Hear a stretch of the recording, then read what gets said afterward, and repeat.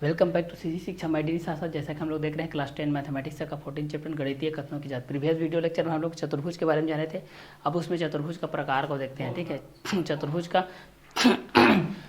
प्रकार को हम लोग यहाँ से देखते हैं। चतुर्भुज के प्रकार के बेसिस पे हमारे पास क्या क्या आएगा इस चीज को। ठीक है, तो यहीं पर देखते हैं चतुर्भुज के प्रकार के बेसिस पे।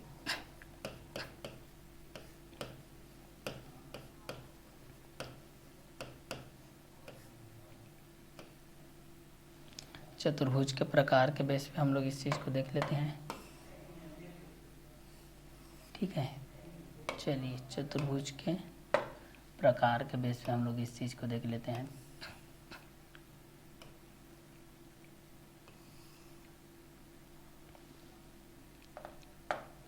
चतुर्भुज के प्रकार के बेस पे देख सकते हैं। तो यहाँ पर चतुर्भुज में देखे थे कि चार भुजाओं से घिरी बंद आकृति, चार भुजाओं से घिरी बंद आकृति, चार भुजाओं से घिरी बंद आकृति चतुर्भुज कहलाती है। चार भुजाओं से घिरी बंद आकृति क्या कहलाती है? चतुर्भुज कहलाती है। तो चार भुजाओं से घिरी बंद आकृति चतुर्भुज कहलाती है, जिसमें देखे थे कि चतुर्भुज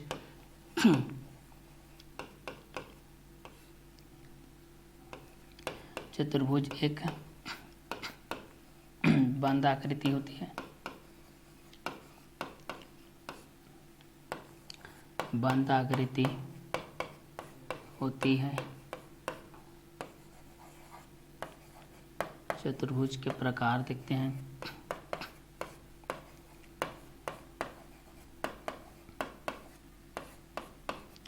चतुर्भुज के प्रकार के अंतर्गत हम लोग वर्ग के बारे में जानेंगे, आयत के बारे में जानेंगे, समांतर चतुर्भुज के बारे में जानेंगे,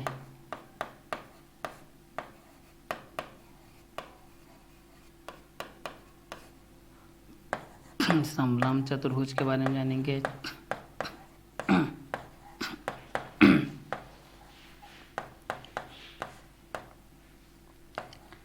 समचतुर्भुज के बारे में जानेंगे। ठीक है, तो चतुर्भुज के प्रकार के अंतर्गत हम लोग इतने चीज़ों को क्या करने वाले हैं, कवर करने वाले हैं भाई। ठीक है, तो हमारे पास क्या क्या चीज़ दिया गया है कि चार भुजाओं से घिरी बंद आकृति चतुर्भुज कहलाती है। चार भुजाओं से घिरी बंद आकृति क्या कहलाती है? चतुर्भुज कहलाती है। चतुर्भुज एक बंद आकृति होती है। चतुर्भुज के प्रकार के अंतर्गत हम लोग किस चीज़ को देखते हैं, तो वर्ग, आयत, समांतर चतुर्भुज, समलंब चतुर्भुज, समचतुर्भुज के अंतर्गत आता है। तो चतुर्भुज के प्रकार के बेस पे हम लोग इस चीज़ को देख लेते हैं कि चार भुजाओं से घिरी बंद आकृति चतुर्भुज कहलाती है। चतुर्भुज एक बंद आकृति होती है। चतुर्भुज के प्रकार के अंतर्गत देखते हैं तो वर्ग, आयत, समांतर चतुर्भुज, समलंब चतुर्भुज, समचतुर्भुज आता है। तो चार भुजाओं से घिरी बंद आकृति चतुर्भुज कहलाती है। चतुर्भुज एक बंद आकृति होती है। चतुर्भुज के प्रकार के अंतर्गत देखते हैं तो वर्ग, आयत, समांतर चतुर्भुज, समलंब चतुर्भुज और समचतुर्भुज आती है। तो चतुर्भुज के प्रकार के बेसिस पे हम लोग इस चीज़ को देखते हैं तो चार भुजाओं से घिरी बंद आकृति चतुर्भुज कहलाती है। चतुर्भुज एक बंद आकृति होती है। चतुर्भुज के प्रकार के अंतर्गत हम लोग देखते हैं वर्ग, आयत, समांतर चतुर्भुज, समलंब चतुर्भुज और समचतुर्भुज के बेसिस पे देखते हैं। तो चतुर्भुज के अंतर्गत चार शीर्ष, चार भुजा, चार कोण होते हैं। तो इस अंतर्गत में हम लोग इस चीज़ को क्या करते हैं, आगे सॉल्व करते हैं भाई। तो पहला देखते हैं वर्ग के बारे में।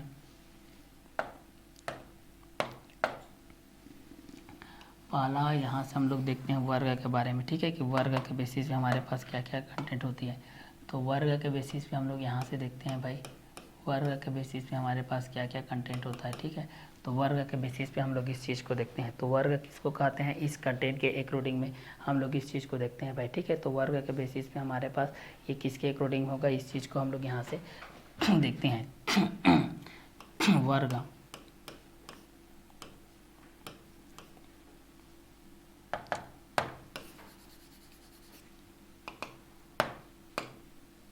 जिसकी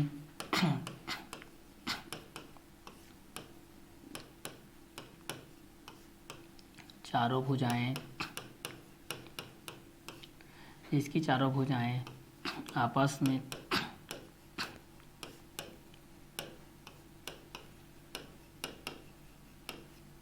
बराबर होती है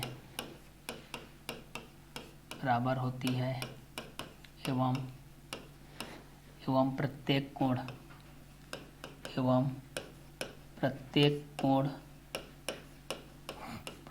कोण 90 अंश की होती है।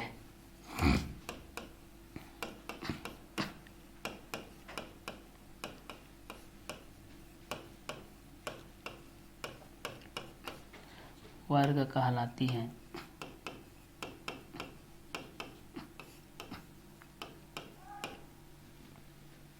क्लियर। तो जिसकी चारों भुजाएं आपस में क्या होती है, बराबर होती है भाई। जिसकी चारों भुजाएं आपस में बराबर होती है एवं प्रत्येक कोण 90 अंश की होती है, वर्ग कहलाती है। ठीक है। तो इस कंटेंट के हिसाब से हम लोग इस वर्ग के बेस पे हम लोग इस चीज़ को जान सकते हैं कि जिसकी चारों भुजाएं आपस में बराबर होती है एवं प्रत्येक कोण 90 अंश की होती है, वर्ग कहलाती है। ठीक है।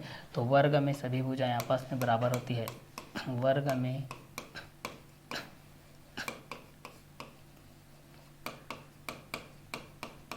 वर्ग में सभी भुजाएं आपस में बराबर होती है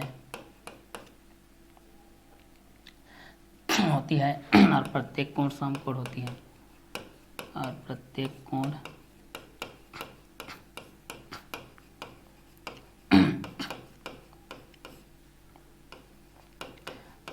कोण समकोण होती है। ठीक है। तो जैसे कि हम लोग यहाँ पर वर्ग के बेसिस पे बना रहे हैं, यहाँ पर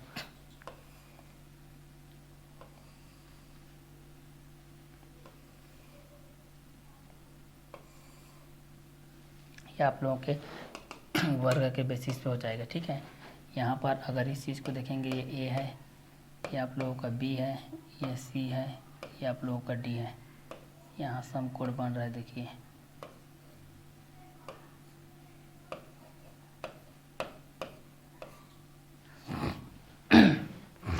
तो पहला वर्ग में सभी भुजाएं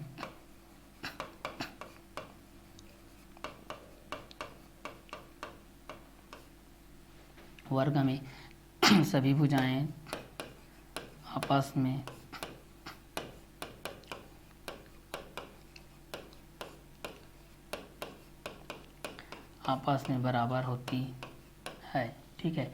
वर्ग में सभी भुजाएं आपस में क्या होती है, बराबर होती है। वर्ग में सभी भुजाएं आपस में क्या होती है, बराबर होती है। वर्ग में प्रत्येक कोण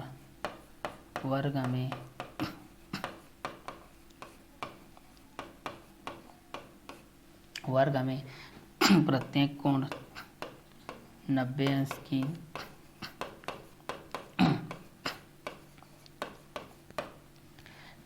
की होती है। और तीसरा वर्ग की भुजाएं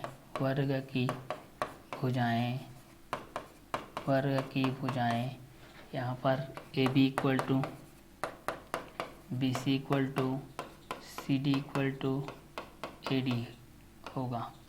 ठीक है। यहाँ पर ये आपस में क्या होंगे, आपस में बराबर होंगे। और चौथा हो जाएगा, अगर इस चीज़ को देखेंगे तो यहाँ पर कोण ए इक्वल टू कोण बी इक्वल टू कोण सी इक्वल टू कोण डी इक्वल टू यहाँ पर कितना हो जाएगा, 90 डिग्री। चूँकि वर्ग में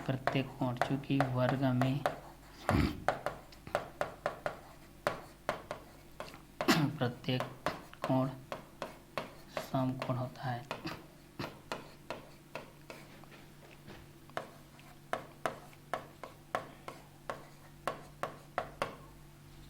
क्लियर। तो इस कंटेंट के अनुसार से हम लोग इस चीज़ को जान सकते हैं भाई, चतुर्भुज के प्रकार के अंतर्गत हम लोग इस चीज़ को देखते हैं तो चार भुजाओं से घिरी बंद आकृति चतुर्भुज कहलाती है। चार भुजाओं से घिरी बंद आकृति क्या कहलाती है? चतुर्भुज कहलाती है भाई, ठीक है। चार भुजाओं से घिरी बंद आकृति क्या कहलाती है? चतुर्भुज कहलाती है। तो चार भुजाओं से घिरी बंद आकृति चतुर्भुज कहलाती है। चतुर्भुज एक बंद आकृति होती है। चतुर्भुज एक क्या होती है? बंद आकृति होती है। चतुर्भुज के प्रकार के अंतर्गत देखते हैं तो चतुर्भुज के प्रकार के अंतर्गत वर्ग आता है, फिर आयत आता है, फिर समांतर चतुर्भुज आता है, फिर समलंब चतुर्भुज आता है, फिर सम चतुर्भुज आता है। तो सम चतुर्भुज के प्रकार के अंतर्गत हम लोग इस चीज़ को देखते हैं तो चार भुजाओं से घिरी बंद आकृति चतुर्भुज कहलाती है। चतुर्भुज एक बंद आकृति होती है। चतुर्भुज के प्रकार के अंतर्गत हम लोग वर्ग के बारे में जानते हैं, आयत के बारे में जानते हैं, समांतर चतुर्भुज के बारे में जानते हैं, समलंब चतुर्भुज के बारे में जानते हैं, सम चतुर्भुज के बारे में जानते हैं। वर्ग के बेसिस पे हम लोग इस चीज़ को देखते हैं जिसकी चारों भुजाएं आपस में बराबर होती है एवं प्रत्येक कोण 90 अंश की होती है, वर्ग कहलाती है। वर्ग में सभी भुजाएं आपस में क्या होती है? बराबर होती है। प्रत्येक कोण समकोण होती है। तो जिसकी चारों भुजाएं आपस में बराबर होती है एवं प्रत्येक कोण 90 अंश की होती है, वर्ग कहलाती है। क्या कहलाती है? वर्ग कहलाती है, ठीक है। तो वर्ग में सभी भुजाएं आपस में बराबर होती है, प्रत्येक कोण समकोण होती है, वर्ग में सभी भुजाएं आपस में बराबर होती है, वर्ग में प्रत्येक कोण 90 अंश की होती है। वर्ग की भुजाएं A B equal to B C equal to C D equal to A D होगा और कोण angle A equal to angle B equal to angle C equal to angle D equal to 90 degree हो जाएगा, चूंकि वर्ग में प्रत्येक कोण समकोण होता है। तो ए बी सी डी के माध्यम से हम लोग इस चीज़ को देखते हैं। तो चतुर्भुज के प्रकार के बेसिस पे हम लोग इस चीज़ को देख सकते हैं भाई कि चार भुजाओं से घिरी बंद आकृति चतुर्भुज कहलाती है। चार भुजाओं से घिरी बंद आकृति चतुर्भुज कहलाती है। चतुर्भुज एक बंद आकृति होती है। चतुर्भुज के प्रकार वर्ग, आयत, समांतर चतुर्भुज, समलंब चतुर्भुज, सम चतुर्भुज। तो चतुर्भुज के प्रकार के अंतर्गत हम लोग इस चीज़ को देखते हैं कि चार भुजाओं से घिरी बंद आकृति चतुर्भुज कहलाती है। चतुर्भुज एक बंद आकृति होती है। चतुर्भुज के प्रकार में देखते हैं, चतुर्भुज के प्रकार के अंतर्गत वर्ग आता है, आयत आता है, समांतर चतुर्भुज आता है, समलंब चतुर्भुज आता है, सम चतुर्भुज आता है, जिसकी चारों भुजाएं आपस में बराबर होती है एवं प्रत्येक कोण कितने अंश की होती है? 90 अंश की होती है। एवं प्रत्येक कोण कितने अंश की होती है? 90 अंश की होती है, वर्ग कहलाती है। वर्ग में सभी भुजाएं आपस में क्या होती है? बराबर होती है। प्रत्येक कोण समकोण होती है। वर्ग में सभी भुजाएं आपस में बराबर होती है। वर्ग में प्रत्येक कोण 90 अंश की होती है। वर्ग की भुजाओं के माध्यम से हम लोग देखते हैं तो वर्ग की भुजाएं A B equal to B C equal to C D equal to A D होगा, जहाँ पर कोण ए इक्वल टू कोण बी इक्वल टू कोण सी इक्वल टू कोण डी इक्वल टू 90 डिग्री हो जाएगा, चूंकि वर्ग में प्रत्येक कोण क्या होता है? समकोण होता है। तो वर्ग के बेसिस पे आप लोगों को जो भी पूछा जाएगा इस क्वेश्चन के अकॉर्डिंग में आप लोग इस चीज़ को क्या कर सकते हैं? सॉल्व कर सकते हैं भाई कि यदि चार भुजाओं से घिरी बंद आकृति चतुर्भुज कहलाती है। चतुर्भुज एक बंद आकृति होती है। चतुर्भुज के प्रकार के अंतर्गत देखते हैं तो वर्ग आता है, आयत आता है, समांतर चतुर्भुज आता है, समलंब चतुर्भुज आता है, सम चतुर्भुज आता है, जिसके अंतर्गत हम लोग पहला कंटेंट वर्ग के बेस पे देख रहे हैं। तो वर्ग के अनुसार हम लोग इस चीज़ को देख रहे हैं तो वर्ग के बेस पे हमारे पास क्या हो जाएगा? जिसकी चारों भुजाएं आपस में बराबर होती है एवं प्रत्येक कोण 90 अंश की होती है। जिसकी चारों भुजाएं आपस में क्या होती है? बराबर होती है एवं प्रत्येक कोण कितने अंश की होती है? 90 अंश की होती है, वर्ग कहलाती है। वर्ग में सभी भुजाएं आपस में बराबर होती है, प्रत्येक कोण समकोण होती है। वर्ग में सभी भुजाएं आपस में बराबर होती है। वर्ग में प्रत्येक कोण 90 अंश की होती है। वर्ग की भुजाएं A B equal to B C equal to C D equal to A D होगा। कोण ए इक्वल टू कोण बी इक्वल टू कोण सी इक्वल टू कोण डी इक्वल टू 90 डिग्री हो जाएगा, चूंकि वर्ग में प्रत्येक कोण समकोण होता है। तो वर्ग के बेस पे देखते हैं जिसकी चारों भुजाएं आपस में बराबर होती है एवं प्रत्येक कोण 90 अंश की होती है, वर्ग कहलाती है। वर्ग में सभी भुजाएं आपस में बराबर होती है, प्रत्येक कोण समकोण होती है। वर्ग में सभी भुजाएं आपस में बराबर होती है, वर्ग में प्रत्येक कोण 90 अंश की होती है। वर्ग की भुजाएं A B equal to B C equal to C D equal to A D होगा। कोण ए इक्वल टू कोण बी इक्वल टू कोण सी इक्वल टू कोण डी इक्वल टू 90 डिग्री की बेस हो जाएगा, क्योंकि वर्ग में प्रत्येक कोण क्या होता है? समकोण होता है। तो चतुर्भुज के प्रकार के अंतर्गत हम लोग इस चीज़ को जानते हैं। तो पहला चतुर्भुज के बारे में हम लोग जानते हैं। तो चतुर्भुज के बारे में हम लोग इस चीज़ को जानते हैं तो चार भुजाओं से घिरी बंद आकृति को हम लोग क्या कहते हैं? चतुर्भुज कहते हैं। तो चार भुजाओं से घिरी बंद आकृति क्या कहलाती है? चतुर्भुज कहलाते हैं। चतुर्भुज में कितने शीर्ष होते हैं? चतुर्भुज में 4 शीर्ष होते हैं। चतुर्भुज में कितने कोण होते हैं? चतुर्भुज में 4 कोण होते हैं। चतुर्भुज में कितने भुजा होते हैं? चतुर्भुज में 4 भुजा होते हैं। चतुर्भुज के चारों अंतः कोणों के कितने अंश का होता है? चतुर्भुज के चारों अंतः कोणों के 360 अंश का होता है। चतुर्भुज में कितने विकर्ण होते हैं? चतुर्भुज में 2 विकर्ण होते हैं। चतुर्भुज की क्या सी आकृति होती है? चतुर्भुज एक बंद आकृति होती है। चतुर्भुज के प्रकार कौन कौन से हैं? तो वर्ग होता है, आयत होता है, समांतर चतुर्भुज होता है, समलंब चतुर्भुज होता है, सम चतुर्भुज होता है। तो पहला हम लोग वर्ग के बेसिस पे देख रहे हैं। किसके बेसिस पे देख रहे हैं? पहला हम लोग वर्ग के बेसिस पे देख रहे हैं। तो वर्ग के अंतराल में हम लोग जब इस चीज़ को देखेंगे तो हमारे पास क्या आ जाएगा? जिसकी चारों भुजाएं आपस में बराबर होती है एवं प्रत्येक कोण 90 अंश की होती है, ठीक है, वर्ग कहलाती है। तो जिसकी चारों भुजाएं आपस में बराबर होती है एवं प्रत्येक कोण 90 अंश की होती है, वर्ग कहलाती है। वर्ग में सभी भुजाएं आपस में बराबर होती है, प्रत्येक कोण समकोण होती है। तो वर्ग के बेस पे हम लोग इस चीज़ को देखते हैं, जिसकी चारों भुजाएं आपस में बराबर होती है एवं प्रत्येक कोण 90 अंश की होती है, वर्ग कहलाती है। वर्ग में सभी भुजाएं आपस में बराबर होती है, प्रत्येक कोण समकोण होती है, ठीक है। तो जिसकी चारों भुजाएं आपस में बराबर होती है एवं प्रत्येक कोण 90 अंश की होती है, वर्ग कहलाती है। वर्ग में सभी भुजाएं आपस में बराबर होती है, प्रत्येक कोण समकोण होती है। तो जिसकी चारों भुजाएं आपस में बराबर होती है एवं प्रत्येक कोण 90 अंश की होती है, वर्ग कहलाती है। वर्ग में सभी भुजाएं आपस में बराबर होती है एवं प्रत्येक कोण समकोण होती है। तो जिसकी चारों भुजाएं आपस में बराबर होती है एवं प्रत्येक कोण 90 अंश की होती है, वर्ग कहलाती है। वर्ग में सभी भुजाएं आपस में बराबर होती है एवं प्रत्येक कोण समकोण होती है। वर्ग में सभी भुजाएं आपस में बराबर होती है, वर्ग में प्रत्येक कोण 90 अंश की होती है। वर्ग की भुजाएं A B equal to B C equal to C D equal to A D होगा। कोण ए इक्वल टू कोण बी इक्वल टू कोण सी इक्वल टू कोण डी इक्वल टू 90 डिग्री की बेस हो जाएगा, चूंकि वर्ग में प्रत्येक कोण समकोण होता है। तो चतुर्भुज के प्रकार के बेस पे देखते हैं तो चार भुजाओं से घिरी बंधाकृति चतुर्भुज कहलाती है। चतुर्भुज किसे कहते हैं? चार भुजाओं से घिरी बंधाकृति को चतुर्भुज कहते हैं। चतुर्भुज एक कौन सी आकृति होती है? तो चतुर्भुज एक बंधाकृति होती है। चतुर्भुज में कितने शीर्ष होते हैं? तो चतुर्भुज में 4 शीर्ष होते हैं। चतुर्भुज में कितने भुजा होते हैं? तो चतुर्भुज में 4 भुजा होते हैं। चतुर्भुज में कितने कोण होते हैं? तो 4 कोण होते हैं। तो चार भुजाओं से घिरी बंधाकृति क्या कहलाती है? तो चार भुजाओं से घिरी बंधाकृति चतुर्भुज कहलाती है। चार भुजाओं से घिरी बंधाकृति क्या कहलाती है? चतुर्भुज कहलाती है। तो चार भुजाओं से घिरी बंधाकृति क्या कहलाती है? चतुर्भुज कहलाती है। चतुर्भुज एक कौन सी आकृति होती है? तो चतुर्भुज एक बंधाकृति होती है। चतुर्भुज के प्रकार कौन कौन से? तो चतुर्भुज के प्रकार के अंतर्गत वर्ग आता है, आयत आता है, समांतर चतुर्भुज आता है, समलंब चतुर्भुज आता है, समचतुर्भुज आता है। तो पहला हम लोग किसके बारे में जान रहे हैं? वर्ग के बारे में जान रहे हैं। तो वर्ग किसे कहते हैं? तो वर्ग के बारे में आप लोग यहाँ से लिख सकते हैं कि जिसकी चारों भुजाएं आपस में बराबर होती है एवं प्रत्येक कोण 90 अंश की होती है, वर्ग कहलाती है। वर्ग में सभी भुजाएं आपस में बराबर होती है और प्रत्येक कोण समकोण होता है, ठीक है। और प्रत्येक कोण इसमें क्या होता है? समकोण होता है। तो समकोण का मतलब क्या होता है? 90 डिग्री होता है, मतलब 90 अंश के बेसिस पे हो जाएगा। अब इसके विशेषता के बेस पे हम लोग जब इस चीज़ को देखते हैं तो हमारे पास क्या आ जाएगा कि वर्ग में सभी भुजाएं आपस में क्या होती है? बराबर होती है। वर्ग में सभी भुजाएं आपस में क्या होती है? बराबर होती है। तो जिसकी चारों भुजाएं के बेस पे हम लोग इस चीज़ को देखते हैं तो जिसकी चारों भुजाएं आपस में बराबर होती है एवं प्रत्येक कोण 90 अंश की होती है, वर्ग कहलाती है। वर्ग में सभी भुजाएं आपस में क्या होती है? बराबर होती है। प्रत्येक कोण क्या होती है? समकोण होती है। वर्ग में सभी भुजाएं आपस में क्या होती है? बराबर होती है। वर्ग में सभी भुजाएं आपस में क्या होती है? बराबर होती है। वर्ग में प्रत्येक कोण कितने अंश की होती है? तो वर्ग में प्रत्येक कोण 90 अंश की होती है। वर्ग की भुजाओं के बेस पे देखते हैं तो वर्ग की भुजाएं A B equal to B C equal to C D equal to A D हो जाएगा। कोण ए इक्वल टू कोण बी इक्वल टू कोण सी इक्वल टू कोण डी इक्वल टू 90 डिग्री के बेस हो जाएगा, क्योंकि वर्ग में प्रत्येक कोण समकोण होता है, ठीक है। तो वर्ग के बेसिस पे आप लोग इस चीज़ को जान सकते हैं। चतुर्भुज के प्रकार के अंतर्गत हम लोग वर्ग के बारे में जानते हैं, आयत के बारे में जानते हैं, समांतर चतुर्भुज के बारे में जानते हैं, समलंब चतुर्भुज के बारे में जानते हैं, समचतुर्भुज के बारे में जानते हैं। तो यहाँ पर चतुर्भुज के प्रकार के बेसिस पे देख रहे हैं तो चार भुजाओं से घिरी बंद आकृति क्या कहलाती है? चतुर्भुज कहलाती है भाई, ठीक है। तो चार भुजाओं से घिरी बंद आकृति क्या कहलाती है? चतुर्भुज कहलाती है।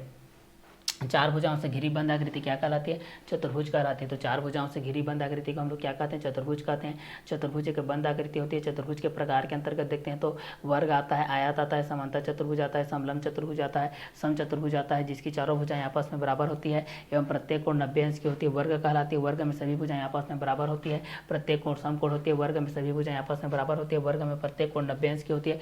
वर्ग की भुजाएं A B equal to B C equal to C D equal to A D हो जाएगा। कोण ए इक्वल टू कोण बी इक्वल टू कोण सी इक्वल टू कोण डी इक्वल टू 90 डिग्री हो जाएगा। चूंकि वर्ग में प्रत्येक कोण समकोण होता है तो चार भुजाओं से घिरी बंद आकृति चतुर्भुज कहलाती है। चतुर्भुज एक बंद आकृति होती है। चतुर्भुज के प्रकार के अंतर्गत देखते हैं वर्ग आता है, आयत आता है, समांतर चतुर्भुज आता है, समलंब चतुर्भुज आता है, समचतुर्भुज आता है। चतुर्भुज के प्रकार को देखते हैं, चार भुजाओं से घिरी बंद आकृति चतुर्भुज कहलाती है। चतुर्भुज एक बंद आकृति होती है। चतुर्भुज के प्रकार में देखते हैं तो वर्ग आता है, आयत आता है, समांतर चतुर्भुज आता है, समलंब चतुर्भुज आता है, समचतुर्भुज आता है। वर्ग के बेस पे देखते हैं जिसकी चारों भुजाएं आपस में बराबर होती है, प्रत्येक कोण 90 अंश की होती है, वर्ग कहलाती है। वर्ग में सभी भुजाएं आपस में बराबर होती है, प्रत्येक कोण समकोण होती है। वर्ग में सभी भुजाएं आपस में बराबर होती है। वर्ग में प्रत्येक कोण 90 अंश की होती है। वर्ग की भुजाएं A B equal to B C equal to C D equal to A D होगा। कोण ए इक्वल टू कोण बी इक्वल टू कोण सी इक्वल टू कोण डी इक्वल टू 90 डिग्री के बेस हो जाएगा, क्योंकि वर्ग में प्रत्येक कोण क्या होता है? समकोण होता है। तो वर्ग के बेस पे आप लोगों को जब भी परिभाषा के माध्यम से आप लोगों को पूछा जाएगा कि वर्ग के माध्यम से क्या क्या होगा, वर्ग के अनुसार आप लोग पास किस किस कंटेंट के अनुसार हो जाएगा, तो ये सारे चीज़ को आप लोग भी यहाँ से देख सकते हैं कि जिसकी चारों भुजाएं आपस में बराबर होती है एवं प्रत्येक कोण 90 अंश की होती है, वर्ग कहलाती है। वर्ग में सभी भुजाएं आपस में बराबर होती है, प्रत्येक कोण समकोण होती है। वर्ग में सभी भुजाएं आपस में बराबर होती है। वर्ग में प्रत्येक कोण 90 अंश की होती है। वर्ग की भुजाएं A B equal to B C equal to C D equal to A D हो जाएगा। कोण ए इक्वल टू कोण बी इक्वल टू कोण सी इक्वल टू कोण D equal to 90 degree base हो जाएगा, क्योंकि वर्ग में प्रत्येक कोण क्या होता है? समकोण होता है। मतलब कोण ए इक्वल टू कोण बी इक्वल टू कोण सी इक्वल टू कोण डी इक्वल टू 90 डिग्री हो जाएगा। और भुजा चारों भुजाएं आपस में क्या होती है? बराबर होती है। मतलब A B equal to B C equal to C D equal to A D की बेस हो जाएगा। तो चतुर्भुज के प्रकार के बेसिस पे जब हम लोग इस चीज़ को देखते हैं तो चार भुजाओं से घिरी बंद आकृति क्या कहलाती है? चतुर्भुज कहलाती है। चतुर्भुज एक बंद आकृति होती है। चतुर्भुज के प्रकार के अंतर्गत देखते हैं तो वो इसमें वर्ग आता है, आयत आता है, समांतर चतुर्भुज आता है, समलंब चतुर्भुज आता है, समचतुर्भुज आता है। तो वर्ग के बेस में हम लोग देखते हैं तो वर्ग के बेस में आप लोगों को कई विंडोज आप लोगों का वर्ग के बेस पे रहता है, ठीक है। बाकी तो सभी रेक्टेंगल आयत के बेस पे रखते हैं, ठीक है। ये पैनल की बात करते हैं, पैनल आप लोग रेक्टेंगल आयत के बेस पे है, ठीक है। जैसे कि माचिस की डिब्बी ये रहती है वो आप लोगों के रेक्टेंगल के बेस होते हैं, लेकिन आप लोग जो क्यूब होता है, घन जो होता है आप लोगों को वो आप लोगों का स्क्वायर के बेसिस होता है, उसकी लंबाई चौड़ाई ऊंचाई सभी बराबर होती है। तो यहाँ से हम लोग बोल सकते हैं भाई चतुर्भुज के प्रकार के अंतर्गत हम लोग जब भी देखते हैं तो वर्ग आता है, आयत आता है, समांतर चतुर्भुज आता है, समलंब चतुर्भुज आता है, समचतुर्भुज आता है और चार भुजाओं से घिरी बंद आकृति क्या कहलाती है? चतुर्भुज कहलाती है। चतुर्भुज एक बंद आकृति होती है। चतुर्भुज के चारों अंतः कोणों का योग 360 अंश का होता है। चतुर्भुज में 4 शीर्ष होते हैं, चतुर्भुज में 4 कोण होते हैं, चतुर्भुज में 4 भुजा होते हैं। चतुर्भुज के चारों अंतः कोणों का योग 360 अंश का होता है। चतुर्भुज में 2 विकर्ण होते हैं। तो चतुर्भुज के प्रकार के अंतर्गत हम लोग पहला किसके बारे में जान रहे हैं? वर्ग के बारे में जान रहे हैं कि वास्तव में वर्ग किस तरीके से होता है। तो यहाँ से आप लोग वर्ग के बारे में आप लोग यहाँ से लिख सकते हैं भाई, ठीक है, कि जिसकी चारों भुजाएं आपस में क्या होती है? बराबर होती है। जिसकी चारों भुजाएं आपस में क्या होती है? बराबर होती है। एवं प्रत्येक कोण कितने अंश की होती है? 90 अंश की होती है। मतलब ये भी आप लोगों का 90 डिग्री हो जाएगा, ये भी 90, ये भी 90। ए बी बराबर हो जाएगा BC के, BC बराबर हो जाएगा CD के, CD बराबर हो जाएगा AD के। ये आप लोगों का पूरा बराबर हो जाएगा, इसलिए यहाँ पर लिखा गया है, देखिए, क्लियर। तो जिसकी चारों भुजाओं के बेस पे हम लोग इस चीज़ को देखेंगे तो हमारे कि इस कंटेंट के अकॉर्डिंग में हम लोग इस चीज़ को देख सकते हैं भाई कि हमारे पास कौन कौन से कंटेंट आएगा, किसके किसके बेसिस पे आएगा। तो जिसकी चारों भुजाएं आपस में बराबर होती है, हम प्रत्येक कोण 90 अंश की होती है, वर्ग कहलाती है। वर्ग में सभी भुजाएं आपस में बराबर होती है, प्रत्येक कोण समकोण होती है। तो जिसकी चारों भुजाएं आपस में बराबर होती है एवं प्रत्येक कोण 90 अंश की होती है, वर्ग कहलाती है। वर्ग में सभी भुजाएं आपस में बराबर होती है, प्रत्येक कोण क्या होती है? समकोण होती है। वर्ग में सभी भुजाएं आपस में बराबर होती है, वर्ग में प्रत्येक कोण 90 अंश की होती है। वर्ग की भुजाएं AB = BC = CD = AD के बेस हो जाएगा। और इसको हम लोग देखेंगे तो कोण A = कोण B = कोण C = कोण D = 90 डिग्री बेस हो जाएगा, क्योंकि वर्ग में प्रत्येक कोण क्या होता है? समकोण के बेसिस पे होता है। तो इस कंटेंट के अनुसार से भी हम लोग इस चीज़ को क्या कर सकते हैं? जान सकते हैं भाई कि चतुर्भुज के प्रकार के अंतर्गत क्या होगा, चतुर्भुज के बेसिस पे हमारे पास क्या क्या कंटेंट होंगे और चतुर्भुज के अंतर्गत में क्या क्या आएगा। तो चार भुजाओं से घिरी बंद आकृति चतुर्भुज कहलाती है। चतुर्भुज एक बंद आकृति होती है। चतुर्भुज के प्रकार के अंतर्गत में देखते हैं तो वर्ग आता है, आयत आता है, समांतर चतुर्भुज आता है, समलंब चतुर्भुज आता है, समचतुर्भुज आता है।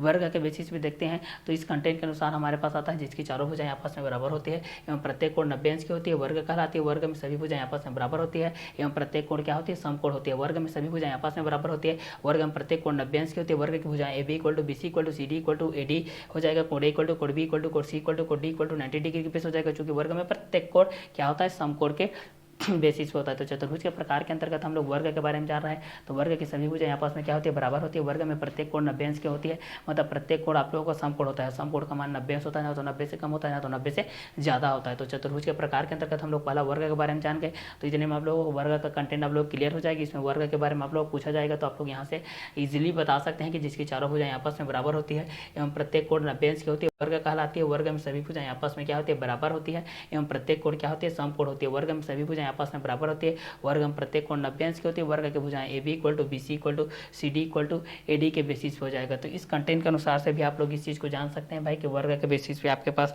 कौन कौन से कंटेंट हो जाएंगे और किस किस कंटेंट के अकॉर्डिंग में भी आपके पास ये चीज़ आते जाएंगे, ठीक है। तो इस कंटेंट के बेस पे हम लोग इस चीज़ को आगे क्लियर करते हैं। तो ये हो गया वर्ग के बारे में, जिसकी क्या चारों भुजाएं आपस में क्या होती है? बराबर होती है।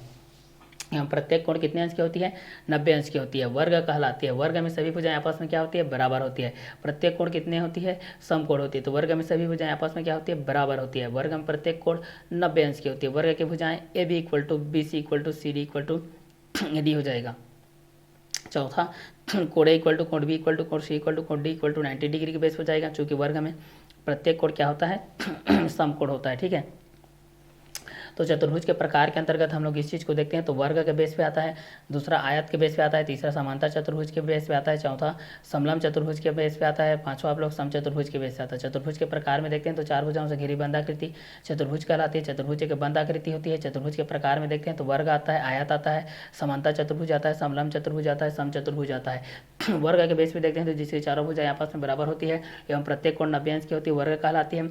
वर्ग में सभी भुजाएं आपस में बराबर होती है, प्रत्येक कोण समकोण होती है। वर्ग में सभी भुजाएं आपस में बराबर होती है वर्ग में प्रत्येक कोण 90 अंश की होती है।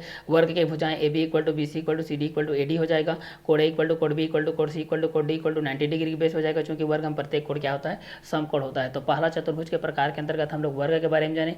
अब हम लोग दूसरा जानते हैं आयत के बारे में। आयत क्या होती है, इस कंटेंट के बारे में हम लोग जानते हैं। ठीक है, तो चतुर्भुज का दूसरा प्रकार है आप लोगों का आयत। चतुर्भुज का दूसरा प्रकार है यहाँ पर आप लोग का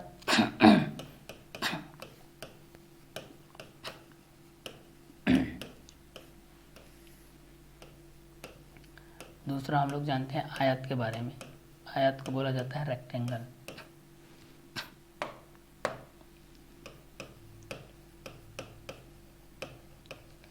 रेक्टेंगल बोलते हैं। ठीक है, इस कंटेंट के अनुसार से हमारे पास। चलिए अब इस आयत के बारे में जानते हैं भाई। ठीक है, आयत, ये पैनल जो देख रहे हो आप लोगों का आयत है।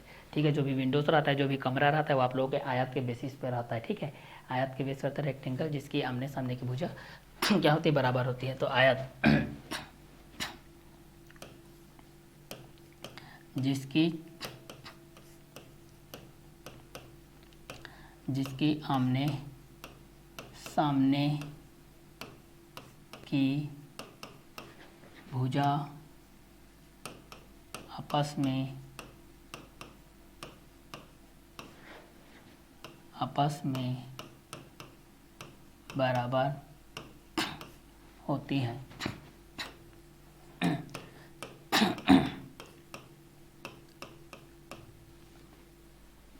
जिसकी आमने सामने की भुजा आपस में बराबर होती है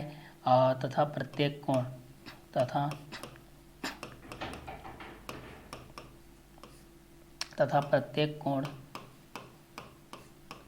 90 अंश की होती है,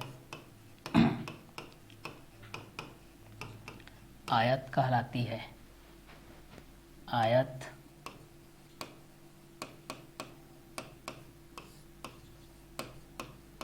कहलाती है। ठीक है, तो आयत के बेस पे हम लोग इस चीज़ को देख रहे हैं भाई कि जिसकी आमने सामने की भुजा के बेस पे, कि जिसकी आमने सामने की भुजा आपस में बराबर होती है तथा प्रत्येक कोण 90 अंश की होती है, आयत कहलाती है। जिसकी आमने सामने की भुजा आपस में बराबर होती है तथा प्रत्येक कोण कितने अंश की होती है, 90 अंश की होती है, आयत कहलाती है। तो आयत के बेस पे हम लोग इस चीज़ को देख रहे हैं भाई कि जिसकी आमने सामने की भुजा आपस में बराबर होती है तथा प्रत्येक कोण 90 अंश की होती है, आयत कहलाती है। तो आयत के अनुसार से हम लोग इस चीज़ को जान सकते हैं भाई कि जिसकी आमने सामने की भुजा आपस में बराबर होती है तथा प्रत्येक कोण 90 अंश की होती है, आयत कहलाती है। ठीक है, तो आयत में आमने सामने की भुजा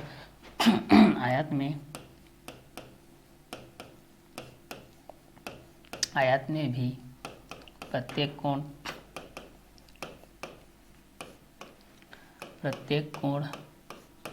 समकोण होता है। समकोण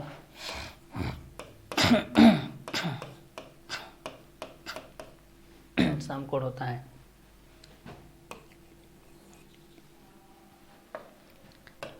आयत यहाँ पर मैं बना दे रहा हूँ।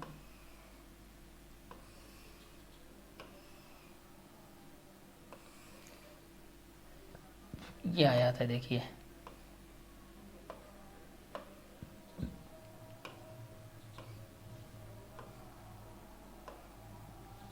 ये देखिए, इस कंटेंट के अनुसार से हम लोग इस चीज़ को देखते हैं। मान लेते हैं ये P है, ये Q, ये R, ये S, ये दोनों बराबर ये है, इसके बराबर ये है 90 डिग्री।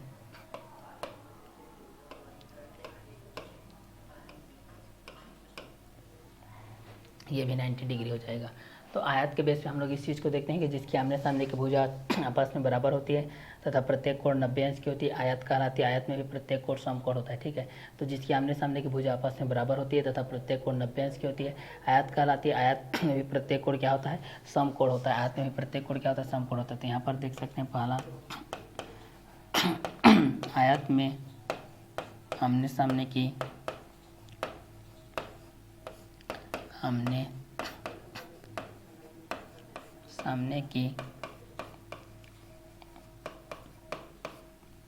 आयत में आमने सामने की भुजा आपस में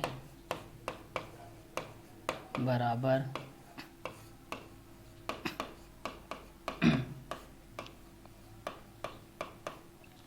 आयत में आमने सामने की भुजा आपस में बराबर होती है। दूसरा देखते हैं, आयत में प्रत्येक कोण समकोण होता है। आयत में प्रत्येक कोण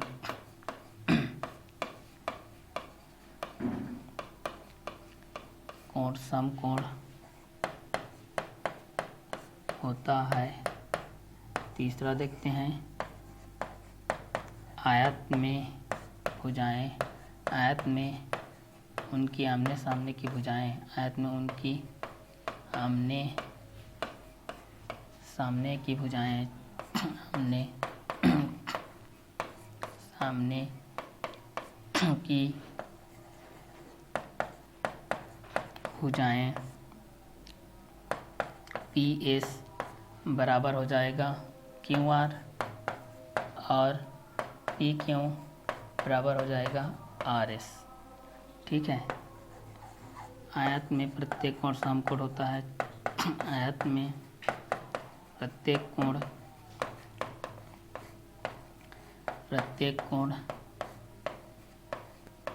90 अंश के होते हैं। Angle P equal to angle Q equal to angle R equal to angle S equal to 90 degree के बेस पे हो जाएगा। ठीक है। तो आयत के बेस पे हम लोग इस चीज़ को जान सकते हैं भाई। आयत के बेस पे जब हम लोग इस चीज़ को जानते हैं तो हमारे पास ये चीज़ हो जाएगा। ठीक है। अब आयत के बेस पे हम लोग इस चीज़ को देख सकते हैं, तो जिसकी आमने सामने की भुजा आपस में बराबर होती है जिसकी आमने सामने की भुजा आपस में बराबर होती है तथा प्रत्येक कोण 90 अंश की होती है। जिसके आमने सामने की भुजा आपस में बराबर होती है तथा प्रत्येक कोण 90 अंश की होती है, आयत कहलाती है। आयत में भी प्रत्येक कोण समकोण होता है। आयत में भी प्रत्येक कोण क्या होता है? समकोण होता है। आयत में आमने सामने की भुजा आपस में क्या होती है? बराबर होती है। आयत में प्रत्येक कोण समकोण होता है। आयत में उनके आमने सामने की भुजा PS इक्वल टू QR और PQ इक्वल टू RS के बेस पे होता है।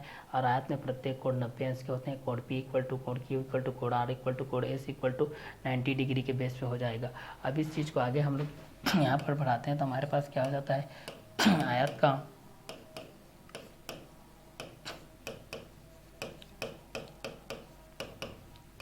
आयत के क्षेत्रफल के बेस पे हम लोग इस चीज़ को देखते हैं तो यहाँ पर आता है लंबाई गुणित चौड़ाई के बेस पे आता है। ठीक है। उसके बाद हम लोग देखते हैं आयत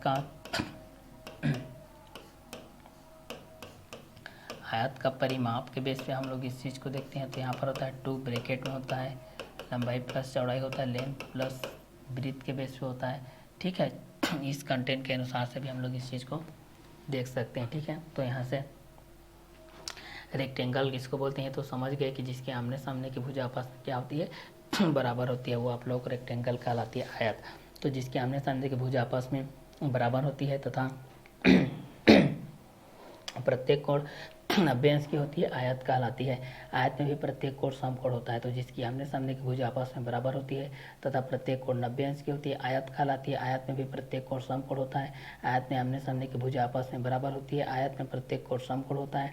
आयत में उनके आमने सामने की भुजाएं PS इक्वल टू QR और PQ इक्वल टू RS के बेस होता है। आयत में प्रत्येक कोण 90 अंश के होते हैं। कोण P इक्वल टू कोण Q इक्वल टू कोण R इक्वल टू कोण S इक्वल टू 90 डिग्री के बेस हो जाएगा, क्योंकि यहाँ पर angle P, angle Q, angle R, angle S सभी 90 डिग्री के बेसिस पे होते हैं। ठीक है। तो इस कंटेंट के अनुसार से हम लोग आयत के लिए हम लोग भी देखते हैं तो आयत के बेसिस पे हमारे पास क्या क्या कंटेंट आएगी कि जिसकी आमने सामने की भुजा आपस में बराबर होती है तथा प्रत्येक कोण कितने अंश की होती है? 90 अंश की होती है, आयत कहलाती है। आयत में भी प्रत्येक कोण समकोण होता है। आयत में आमने सामने की भुजा आपस में बराबर होती है। आयत में प्रत्येक कोण समकोण होता है। आयत में उनके आमने सामने की भुजाएं PS इक्वल टू QR होता है, PQ इक्वल टू RS होता है। आयत में प्रत्येक कोण 90 अंश के होते हैं। कोण P इक्वल टू कोण Q इक्वल टू कोण R इक्वल टू कोण S इक्वल टू 90 डिग्री के बेस हो जाएगा। आयत का क्षेत्रफल लंबाई गुणित चौड़ाई होता है। आयत का परिमाप 2 ब्रैकेट में लंबाई प्लस चौड़ाई के बेस से हो जाएगा। तो जब भी आयत के बेस पे हम लोग इस चीज़ को देखते हैं तो हमारे पास आता है जिसके आमने सामने की भुजा आपस में बराबर होती है तथा प्रत्येक कोण 90 अंश की होती है, आयत कहलाती है। आयत में भी प्रत्येक कोण समकोण होता है। आयत में आमने सामने की भुजा आपस में बराबर होती है। आयत में प्रत्येक कोण समकोण होता है। आयत में उनके आमने सामने की भुजाएं PS equal to QR, PQ equal to RS होता है। आयत में प्रत्येक कोण 90 अंश का होता है। कोण P इक्वल टू कोण Q इक्वल टू कोण R इक्वल टू कोण S इक्वल टू 90 डिग्री के बेस हो जाएगा। आयत का क्षेत्रफल लंबाई गुणित चौड़ाई हो जाएगा। आयत का परिमाप 2 ब्रैकेट में लंबाई प्लस चौड़ाई के बेसिस हो जाएगा। तो जब भी हम लोग चतुर्भुज के अंतर्गत में देखते हैं तो चतुर्भुज में हम लोग इस कंटेंट के अनुसार से देखते हैं तो चतुर्भुज के बेसिस पे हमारे पास ये सारे चीज़ आते हैं कि चार भुजाओं से घिरी बंद आकृति। कितने भुजाओं से घिरी बंद आकृति? चार भुजाओं से घिरी बंद आकृति। तो चार भुजाओं से घिरी बंद आकृति के बेस पे हम लोग इस चीज़ को देखते हैं। तो चार भुजाओं से घिरी बंद आकृति आप लोगों की चतुर्भुज कहलाती है। चतुर्भुज में चार शीर्ष होते हैं, चार भुजा होते हैं, चार कोण होते हैं, दो विकर्ण होता है। चतुर्भुज के चारों अंतः कोणों का योग 360 अंश के बेसिस पे होता है। ठीक है, तो जब भी चतुर्भुज के बारे में आप लोग पूछा जाता है तो चतुर्भुज के परिभाषा में आप लोग इस चीज़ को बता सकते हैं। ये भी एक बहुभुज की तरह होती है क्योंकि चार भुजाओं से घिरी बंद आकृति होती है। ये भी क्या होती है? चार भुजाओं से घिरी क्या होती है? बंद आकृति होती है। ठीक है, तो चार भुजाओं से घिरी बंद आकृति के बेस पे जब हम लोग इस चीज़ को देखते हैं भाई, चतुर्भुज के बेसिस पे देखते हैं, जब आयत के बेस पे देखते हैं कि जिसकी आमने सामने की भुजा आपस में बराबर होती है तथा प्रत्येक कोण 90 अंश की होती है, आयत कहलाती है। आयत में भी प्रत्येक कोण समकोण होता है। जिसकी आमने सामने की भुजा आपस में बराबर होती है तथा प्रत्येक कोण 90 अंश की होती है, आयत कहलाती है। आयत में भी प्रत्येक कोण समकोण होता है। तो जिसकी आमने सामने की भुजा आपस में बराबर होती है तथा प्रत्येक कोण 90 अंश की होती है, आयत कहलाती है। आयत में भी प्रत्येक कोण समकोण होता है। तो जिसकी आमने सामने की भुजा आपस में बराबर होती है तथा प्रत्येक कोण 90 अंश की होती है, आयत कहलाती है। आयत में भी प्रत्येक कोण समकोण होता है। तो जिसकी आमने सामने की भुजा आपस में बराबर होती है तथा प्रत्येक कोण 90 अंश की होती है, आयत कहलाती है। आयत में भी प्रत्येक कोण कितने अंश का होता है? 90 अंश का होता है। ठीक है, आयत में भी प्रत्येक कोण कितने अंश का होता है? 90 अंश का होता है, क्योंकि यहाँ पर समकोण को शो अप किया गया है। तो जिसकी आमने सामने की भुजा आपस में बराबर होती है तथा प्रत्येक कोण 90 अंश की होती है, आयत कहलाती है। आयत में भी प्रत्येक कोण समकोण होता है। आयत में आमने सामने की भुजा आपस में बराबर होती है। आयत में प्रत्येक कोण समकोण होता है। आयत में उनकी आमने सामने की भुजाएं बराबर होती है। P S equal to Q R हो जाएगा, P Q equal to R S हो जाएगा। आयत में प्रत्येक कोण 90 अंश के होते हैं। कोण पी इक्वल टू कोण क्यू इक्वल टू कोण आर इक्वल टू कोण एस इक्वल टू 90 डिग्री के बेस हो जाएगा। आयत का क्षेत्रफल लंबाई गुणित चौड़ाई होता है। आयत का परिमाप 2 ब्रैकेट में लंबाई प्लस चौड़ाई के बेसिस हो जाएगा। तो रेक्टेंगल के बेस पे जब भी हम लोग इस चीज़ को देखते हैं भाई, तो रेक्टेंगल और स्क्वायर के बेस पे आप लोग इसमें कन्फ्यूजन मत होइएगा, क्योंकि स्क्वायर में जो वर्ग होता है, वर्ग की सभी भुजाएं आपस में बराबर होती है, जबकि आयत में उसके आमने सामने की भुजा बराबर होती है। दोनों में कॉमन चीज़ यही होती है कि उसका भी प्रत्येक कोण 90 अंश का होता है, इसका भी प्रत्येक कोण 90 अंश के बेसिस पे होता है। ठीक है, तो यहाँ पर हम लोग इस चीज़ को देख सकते हैं कि जिसकी आमने सामने की भुजा आपस में क्या होती है? बराबर होती है। जिसकी आमने सामने की भुजा आपस में बराबर होती है तथा प्रत्येक कोण कितने अंश की होती है? 90 अंश की होती है। तो जिसके आमने सामने की भुजा आपस में बराबर होती है तथा प्रत्येक कोण 90 अंश की होती है, आयत कहलाती है। आयत में भी प्रत्येक कोण समकोण होता है। आयत में आमने सामने की भुजा आपस में बराबर होती है। आयत में प्रत्येक कोण समकोण होता है। आयत में उनकी आमने सामने की भुजाएं आपस में बराबर होती है, जैसे कि P S equal to Q R और P Q equal to R S के बेस पे। और आयत में प्रत्येक कोण 90 अंश के होते हैं। आयत में प्रत्येक कोण कितने अंश के होते हैं? 90 अंश के होते हैं। तो पी इक्वल टू क्यू हो जाएगा और यहाँ पर क्यू इक्वल टू आर हो जाएगा, आर इक्वल टू एस हो जाएगा और एस इक्वल टू 90 डिग्री के बेस हो जाएगा। मतलब P इक्वल टू 90 डिग्री रहेगा, Q इक्वल टू 90 डिग्री रहेगा, R इक्वल टू 90 डिग्री रहेगा, एस इक्वल टू 90 डिग्री के बेस पे रहेगा। आयत के क्षेत्रफल के लिए हम लोग इस चीज़ को देखते हैं तो लंबाई गुणित चौड़ाई हो जाएगा। आयत का परिमाप के लिए देखते हैं तो 2 ब्रैकेट में लंबाई प्लस चौड़ाई के बेसिस पे हम लोग इस चीज़ को जान सकते हैं भाई। ठीक है, कि ये दोनों किसी के बेसिस पे हो जाएगा। ठीक है, तो इस कंटेंट के अनुसार से भी आप लोग पास ये सारे चीज़ आ जाएंगे। ठीक है, तो इस कंटेंट के बेसिस पे भी आप लोग इस चीज़ को सॉल्व आउट कर सकते हैं भाई। ठीक है, तो चतुर्भुज के प्रकार के बेसिस पे हम लोग इस चीज़ को देखते हैं कि यदि जिसकी आमने सामने की भुजा आपस में बराबर होती है तथा प्रत्येक कोण 90 अंश की होती है, आयत कहलाती है। आयत में भी प्रत्येक कोण समकोण होता है। आयत में आमने सामने की भुजा आपस में बराबर होती है। आयत में प्रत्येक कोण समकोण होता है। आयत में उनके आमने सामने की भुजाएं P S equal to Q R, P Q equal to R S. आयत में प्रत्येक कोण 90 अंश के होते हैं। कोण पी इक्वल टू कोण क्यू इक्वल टू कोण आर इक्वल टू कोण एस इक्वल टू 90 डिग्री। आयत के क्षेत्रफल लंबाई गुणित चौड़ाई होता है। आयत का परिमाप 2 ब्रैकेट में लंबाई प्लस चौड़ाई के बेसिस हो जाएगा। ठीक है, तो ये आप लोगों का वर्ग के बेस पे देख लिए और इसका आयत के बेस पे देख लिए। ठीक है, तो वर्ग के बेसिस पे जब आप लोग इस चीज़ को देख रहे थे, वर्ग के बेसिस पे जब आप लोग इस चीज़ को देख रहे थे, तो वर्ग के बेसिस पे यहाँ पर आप लोगों के पास एक और कंटेंट के माध्यम से यहाँ पर आप लोग लिख लीजिएगा कि वर्ग का परिमाप, वर्ग का जो क्षेत्रफल होता है ये होता है भुजा गुणित भुजा। मतलब यहाँ पर इसको लिख सकते हैं भुजा का स्क्वायर, या ए को भुजा मानोगे तो यहाँ पर ए का स्क्वायर लिख सकते हैं। ठीक है, अच्छा 8वां नंबर में देखते हैं वर्ग का क्षेत्रफल। यहाँ पर क्या हो गया? भुजा गुणित भुजा हो गया, जो कि भुजा के स्क्वायर के बेस हो जाएगा ए का स्क्वायर। इसको ये दो चीज़ को नहीं बता पाया था। ठीक है, और यहाँ पर हो जाएगा वर्ग का परिमाप। वर्ग का परिमाप होता है 4 इंटू ए, बराबर होता है 4 गुणित भुजा की लंबाई।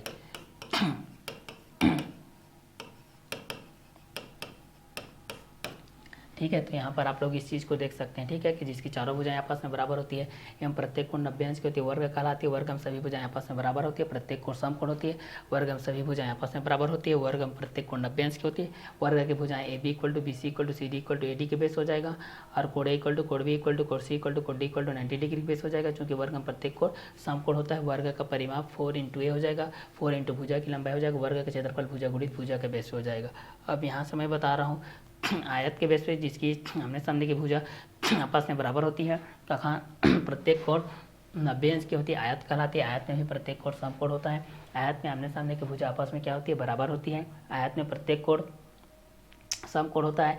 आयत में उनकी आमने सामने की भुजाएं P S equal to Q R, P Q equal to R S के बेस हो जाएगा। आयत में प्रत्येक कोण 90 डिग्री के बेस पे होते हैं। Angle P equal to angle Q equal to angle R equal to angle S equal to 90 degree के बेसिस पे हो जाएगा, ठीक है। तो आयत का क्षेत्रफल क्या हो जाएगा, लंबाई गुणित चौड़ाई हो जाएगा, और आयत का परिमाप क्या हो जाएगा, 2 ब्रैकेट में हो जाएगा, लंबाई प्लस चौड़ाई के बेसिस पे हो जाएगा, ठीक है। तो यहाँ पर आयत के बेस पे आप लोग इस चीज़ को जान गए कि जिसकी आमने सामने की भुजा आपस में बराबर होती है तथा प्रत्येक कोण 90 अंश की होती है, आयत कहलाती है। आयत में भी प्रत्येक कोण समकोण होता है। आयत में आमने सामने की भुजा आपस में बराबर होती है। आयत में प्रत्येक कोण समकोण होता है। आयत में उनके आमने सामने की भुजाएं P S equal to Q R, P Q equal to R S. आयत में प्रत्येक कोण 90 अंश के होते हैं। कोण पी इक्वल टू कोण क्यू इक्वल टू कोण आर इक्वल टू कोण एस इक्वल टू 90 डिग्री होता है। आयत का क्षेत्रफल लंबाई गुणित चौड़ाई होता है। आयत का परिमाप 2 ब्रैकेट में लंबाई प्लस चौड़ाई के बेसिस होता है, ठीक है। तो चतुर्भुज के प्रकार में पहला हम लोग वर्ग के बारे में जान गए, दूसरा हम लोग आयत के बारे में जान गए। अब यहाँ पर दोनों के बीच में अंतर को देख लेते हैं। वर्ग एवं आयत के बीच में हम लोग दोनों के बीच में यहाँ पर अंतर के माध्यम से हम लोग यहाँ पर देख लेते हैं भाई, दोनों के अंतर के माध्यम से देख लेते हैं। वर्ग एवं आयत के बेसिस पे हमारे पास क्या क्या अंतर के माध्यम से आते हैं, ठीक है। तो दोनों के बीच में अंतर के माध्यम से भी हम लोग इस चीज़ को देख लेते हैं। यहाँ पर क्या क्या कंटेंट के अकॉर्डिंग में आएगा, इस चीज़ को भी हम लोग यहाँ से देख लेते हैं, ठीक है। दोनों के बीच में जो ये दो अंतर के बेस में है, ठीक है। तो यहाँ से हम लोग इस चीज़ को देख लेते हैं, वर्ग और आयत के बीच में अंतर के माध्यम से देख सकते हैं, ठीक है। तो यहाँ पर ये वर्ग हो जाएगा,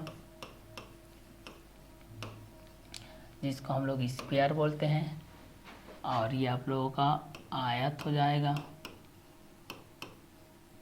आयत जिसको हम लोग रेक्टेंगल बोलते हैं, ठीक है। ये हो जाएगा, ठीक। तो दोनों के बीच में हम लोग अंतर के माध्यम से हम लोग देखते हैं, ठीक है।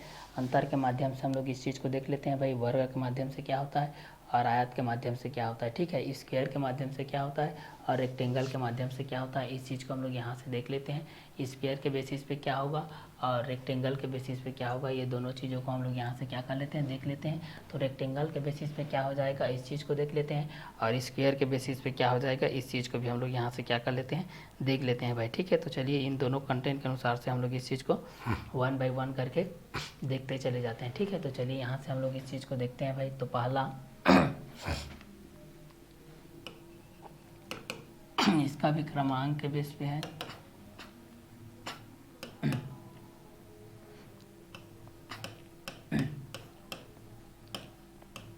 वर्ग में सभी भुजाएं आपस में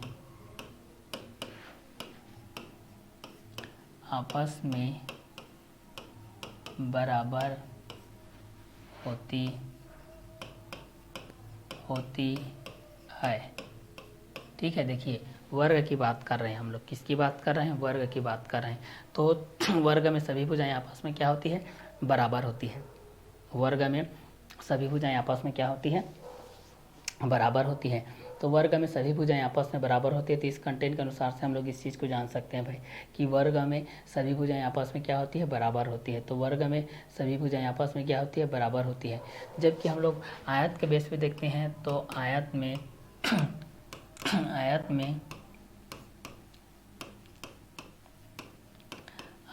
में आमने सामने की भुजा, ठीक है। इसको एक बार देखोगे तो फिर लाइफ में कभी नहीं भूलोगे, ठीक है। आयत में आमने सामने की भुजा आपस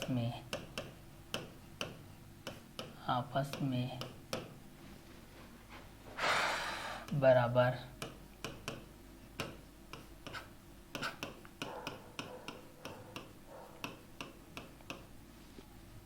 होती है, ठीक है। तो स्क्वायर के बेस पे हम लोग इस चीज़ को देख लेते हैं और रेक्टेंगल आयत के बेस पे देख सकते हैं। वर्ग में सभी भुजाएं आपस में बराबर होती है, जबकि आयत में आमने सामने की भुजा आपस में बराबर होती है।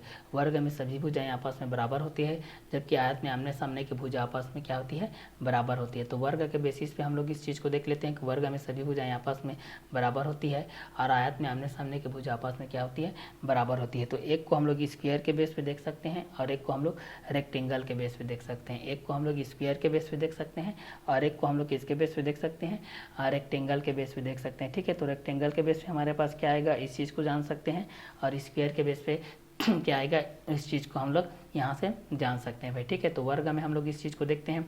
वर्ग में सभी भुजाएं आपस में क्या होती है, बराबर होती है। वर्ग में सभी भुजाएं आपस में क्या होती है भाई, बराबर होती है। तो यहाँ से हम लोग इस चीज़ को जान सकते हैं कि वर्ग में सभी भुजाएं आपस में क्या होती है, बराबर होती है। जबकि आयत में देखते हैं तो आयत में आमने सामने की भुजा आपस में क्या होती है, बराबर होती है। अब दूसरा चीज़ देखते हैं,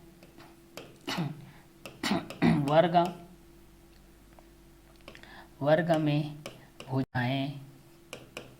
भुजाएं A B equal to B C equal to C D equal to A D के तुल्य होती है, ए डी के तुल्य होती है। जबकि आयत में देखते हैं तो जबकि आयत में इनकी भुजाएं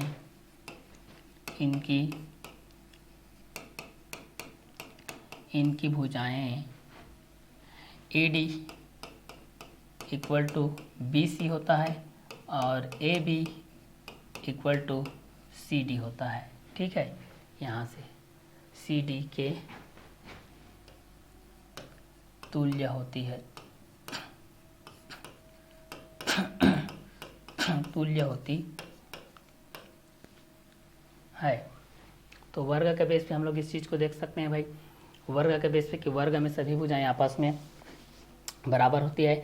आयत में देखते हैं रेक्टेंगल के बेस में, तो आयत में आमने सामने की भुजा आपस में बराबर होती है। वर्ग में देखते हैं तो वर्ग में सभी भुजाएं आपस में बराबर होती है। आयत में देखते हैं तो आयत में आमने सामने की भुजा आपस में बराबर होती है। वर्ग में भुजाएं A B equal to B C equal to C D equal to A D के तुल्य होती है, जबकि आयत में इनकी भुजाएं A D equal to B C और A B equal to C D के तुल्य होती है। तो वर्ग के बेस पे देखते हैं तो वर्ग में सभी भुजाएं आपस में बराबर होती है, जबकि आयत में आमने सामने की भुजा आपस में क्या होती है, बराबर होती है भाई। तो इस कंटेंट के अनुसार से हम लोग इस चीज़ को जान सकते हैं कि वर्ग में सभी भुजाएं आपस में बराबर होती है, जबकि आयत में आमने सामने की भुजा आपस में क्या होती है, बराबर होती है। वर्ग में भुजाएं A B equal to B C और B C equal to C D और C D equal to A D के तुल्य होती है, जबकि आयत में इनकी भुजाएं A D equal to B C और A B equal to C D के तुल्य होती है। तो वर्ग के बेस पे हम लोग इस चीज़ को जानते हैं भाई। वर्ग के बेस पे हमारे पास क्या क्या कंटेंट हो जाएगा, तो वर्ग में सभी भुजाएं आपस में बराबर होती है। वर्ग में भुजाएं A B equal to B C equal to C D equal to A D के तुल्य होती है, जबकि आयत में आमने सामने की भुजा आपस में बराबर होती है। आयत में इनकी भुजाएं A D equal to B C A B equal to C D के तुल्य होती है। तो वर्ग में सभी भुजाएं आपस में बराबर होती है। आयत में आमने सामने की भुजा आपस में बराबर होती है। वर्ग में भुजाएं A B equal to B C होती है और B C equal to C D होती है और C D equal to A D होती है, के तुल्य होती है। आयत में इनकी भुजाएं A D equal to B C होती है, A B equal to C D होती है, के तुल्य होती है। तो वर्ग में सभी भुजाएं आपस में बराबर होती है। वर्ग में भुजाएं A B equal to B C equal to C D equal to A D के तुल्य होती है, जबकि आयत में इनकी भुजाएं A D equal to B C A B equal to C D के तुल्य होती है। आयत में आमने सामने की भुजा आपस में क्या होती है, बराबर होती है। तो वर्ग में देखते हैं, स्क्वायर में देखते हैं तो वर्ग में सभी भुजाएं आपस में बराबर होती है, जबकि आयत में आमने सामने की भुजा आपस में बराबर होती है। वर्ग में भुजा A B equal to B C equal to C D equal to A D के तुल्य होती है, जबकि आयत में इनके भुजाएं A D equal to B C और A B equal to C D के तुल्य होती है। अब तीसरा हम लोग देखते हैं भाई, वर्ग में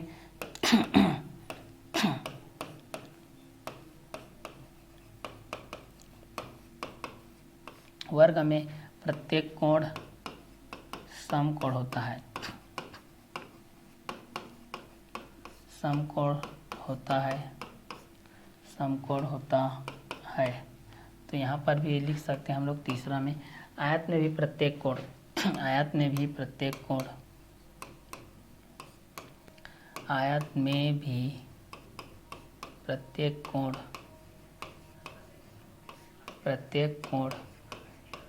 भी प्रत्येक कोण समकोण होता है।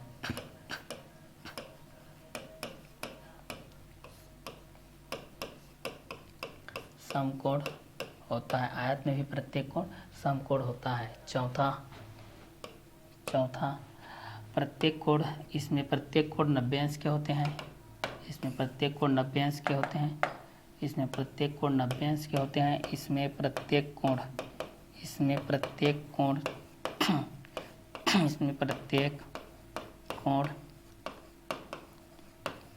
90 अंश के होते हैं। जैसे कोण ए इक्वल टू कोण बी इक्वल टू कोण सी इक्वल टू कोण डी इक्वल टू 90 डिग्री। ठीक है, angle A, angle B, angle C, angle D equal to 90 degree के बेस पे। तो यहाँ भी चौथा नंबर में इसमें भी ये समानता होती है। इसमें भी प्रत्येक कोण, इसमें भी प्रत्येक कोण 90 अंश के,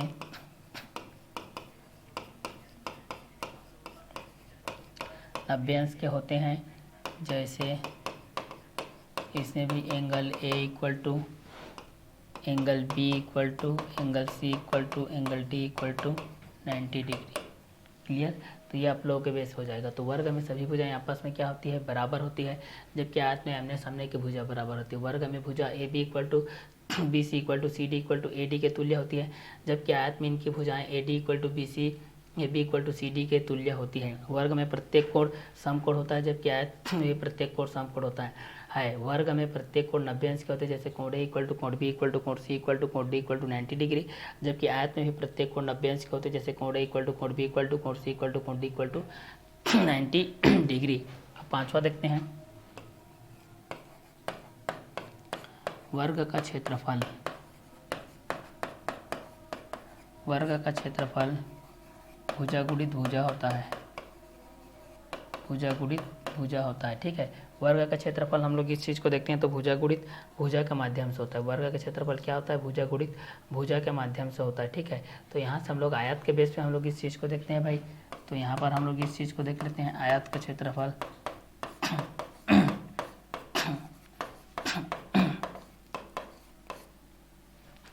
आयत के क्षेत्रफल यहाँ पर क्या हो जाएगा? लंबाई गुणित चौड़ाई हो जाएगा। ठीक है, वर्ग का क्षेत्रफल भुजा गुणित भुजा, तो आयत का क्षेत्रफल लंबाई गुणित चौड़ाई हो जाएगा। वर्ग में सभी भुजाएं आपस में बराबर होती है। जबकि आयत में आमने सामने की भुजा आपस में बराबर होती है। वर्ग में भुजा A B equal to B C equal to C D equal to A D के तुल्य होती है। जबकि आयत में इनकी भुजाएं A D equal to B C, A B equal to C D के तुल्य होती है। वर्ग में प्रत्येक कोण समकोण होता है। जबकि आयत में भी प्रत्येक कोण समकोण होता है। इसमें वर्ग में प्रत्येक कोण 90 अंश के होते हैं। जैसे कोण ए इक्वल टू कोण बी इक्वल टू कोण सी इक्वल टू कोण डी इक्वल टू 90 डिग्री। उसी प्रकार आयत में भी प्रत्येक कोण 90 अंश के होते हैं। जैसे A equal to B equal to C equal to D equal to 90 degree. Angle A equal to angle B equal to angle C equal to angle D equal to 90 degree. वर्ग का क्षेत्रफल भुजा गुणित भुजा होता है। तो आयत का क्षेत्रफल भी लंबाई गुणित क्या होता है? चौड़ाई होता है। अब छठवां नंबर देखते हैं,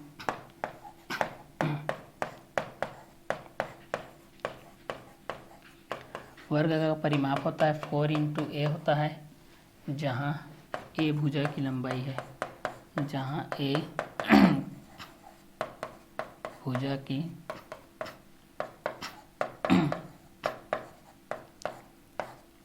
लंबाई। छठवां नंबर में हम लोग देखते हैं, यहाँ पर आयत का परिमाप को देखते हैं।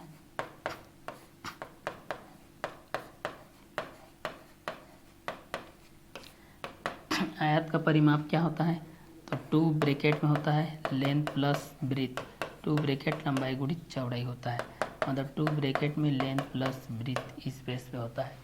ठीक है, इस कंटेंट के अकॉर्डिंग में आप लोग इस चीज़ को जान सकते हैं। तो वर्ग के बेस पे क्या हो जाएगा? वर्ग में सभी भुजाएं आपस में बराबर होती है। जबकि आयत में आमने सामने की भुजा आपस में बराबर होती है। वर्ग में भुजा A B equal to B C equal to C D equal to A D के तुल्य होती है। जबकि आयत में इनकी भुजाएं A D equal to B C, A B equal to C D के तुल्य होती है। वर्ग में प्रत्येक कोण समकोण होता है। जबकि आयत में भी प्रत्येक कोण समकोण होता है। इसमें प्रत्येक कोण 90 डिग्री के होते हैं। जैसे कोण ए इक्वल टू कोण बी इक्वल टू कोण सी इक्वल टू कोण डी इक्वल टू 90 डिग्री। इसमें भी प्रत्येक कोण 90 अंश के होते हैं। जैसे कोण ए इक्वल टू कोण बी इक्वल टू कोण सी इक्वल टू कोण डी इक्वल टू 90 डिग्री। वर्ग का क्षेत्रफल भुजा गुणित भुजा होता है, जबकि आयत का क्षेत्रफल लंबाई गुणित चौड़ाई होता है। वर्ग का परिमाप 4 × A होता है, जबकि आयत का परिमाप 2 ब्रैकेट लंबाई प्लस चौड़ाई होता है, जहाँ A भुजा का लंबाई होता है, जहाँ पर L लेंथ है और B आप लोगों का ब्रीथ है। तो ये आप लोगों को वर्ग और आयत के बेस हो जाएगा। तो चतुर्भुज के प्रकार के अंतर्गत हम लोग वर्ग आयत को देख लिए। अब हम लोग समांतर चतुर्भुज को देखते हैं, फिर समलंब चतुर्भुज को देखेंगे, फिर सम चतुर्भुज को देखेंगे। ठीक है, तो चलिए यहाँ से 3rd नंबर में हम लोग देखते हैं समांतर चतुर्भुज को देखते हैं। ये भी चतुर्भुज के प्रकार के अंतर्गत है।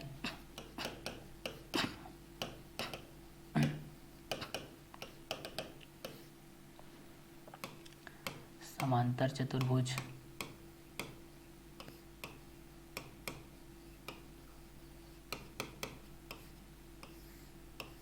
समांतर चतुर्भुज ठीक है, तो ऐसा चतुर्भुज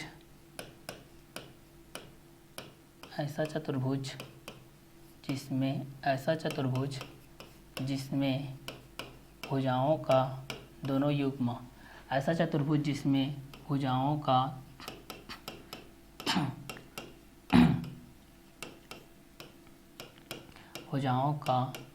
दोनों युग्मों का जोड़ा ऐसा चतुर्भुज जिसमें भुजाओं का दोनों युग्मों का जोड़ा आपस में बराबर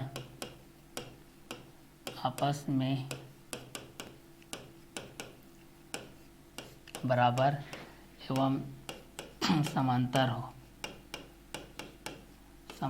हो समांतर चतुर्भुज कहलाता है। समांतर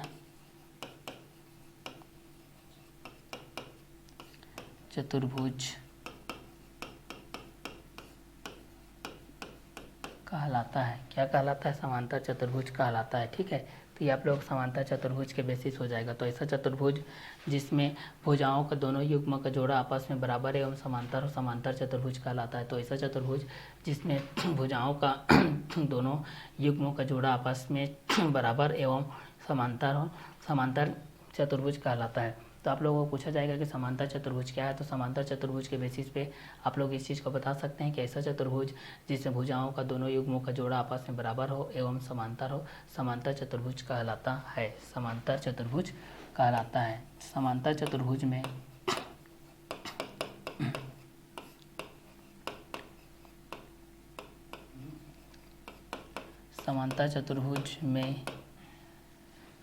दोनों भुजा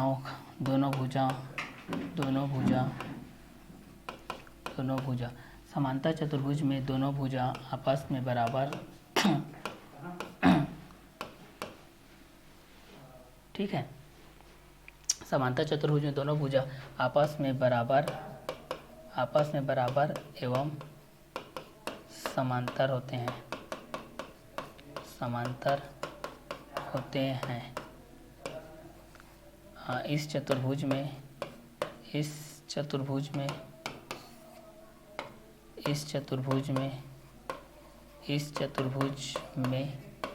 दोनों युग्म भी आपस में बराबर एवं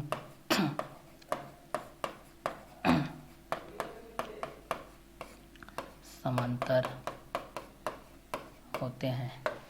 ठीक है, तो इस कंटेंट के अकॉर्डिंग में हम लोग इस चीज़ को इस तरीके से देख सकते हैं। तो ये आप लोगों के समांतर चतुर्भुज के अंतर्गत आ जाएगा। तो इस कंटेंट के बेस पे हम लोग इस चीज़ को देखेंगे। तो ये आप लोगों का ए, ये बी हो जाएगा, ये सी, ये डी हो जाएगा। मतलब यहाँ पर ये हो जाएगा A B equal to C D हो जाएगा और ए बी समांतर हो जाएगा सी डी, और यहाँ पर हो जाएगा A D equal to B C हो जाएगा और ए डी समांतर हो जाएगा बी सी।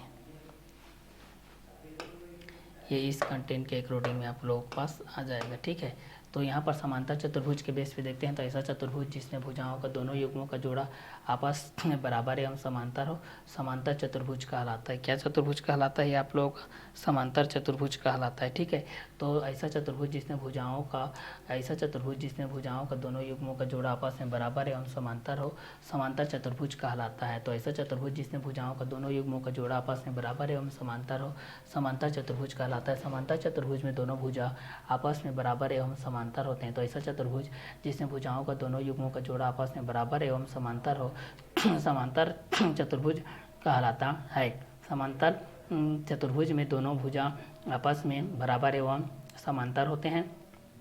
इस चतुर्भुज में दोनों युग्म भी आपस में बराबर एवं क्या होते हैं? समांतर होते हैं। तो ऐसा चतुर्भुज जिसमें भुजाओं का दोनों युग्मों का जोड़ा आपस में बराबर एवं समांतर हो, समांतर चतुर्भुज कहलाता है। तो ऐसा चतुर्भुज जिसमें भुजाओं का दोनों युग्मों का जोड़ा आपस में बराबर एवं समांतर हो, समांतर चतुर्भुज कहलाता है। समांतर चतुर्भुज में दोनों भुजा आपस में बराबर एवं समांतर होते हैं। इस चतुर्भुज में दोनों युग्म भी आपस में बराबर एवं समांतर होते हैं। A B equal to C D, A B समांतर सी डी हो जाएगा, A D equal to B C और ए डी पैरेलल टू हो जाएगा बी सी। पैरेलल टू मतलब समांतर होता है। तो A B equal to C D, A B parallel to C D, A D equal to B C, A D parallel to B C के माध्यम से हो जाएगा। तो ऐसा चतुर्भुज जिसमें भुजाओं का दोनों युग्मों का जोड़ा आपस में बराबर एवं समांतर हो, समांतर चतुर्भुज कहलाता है।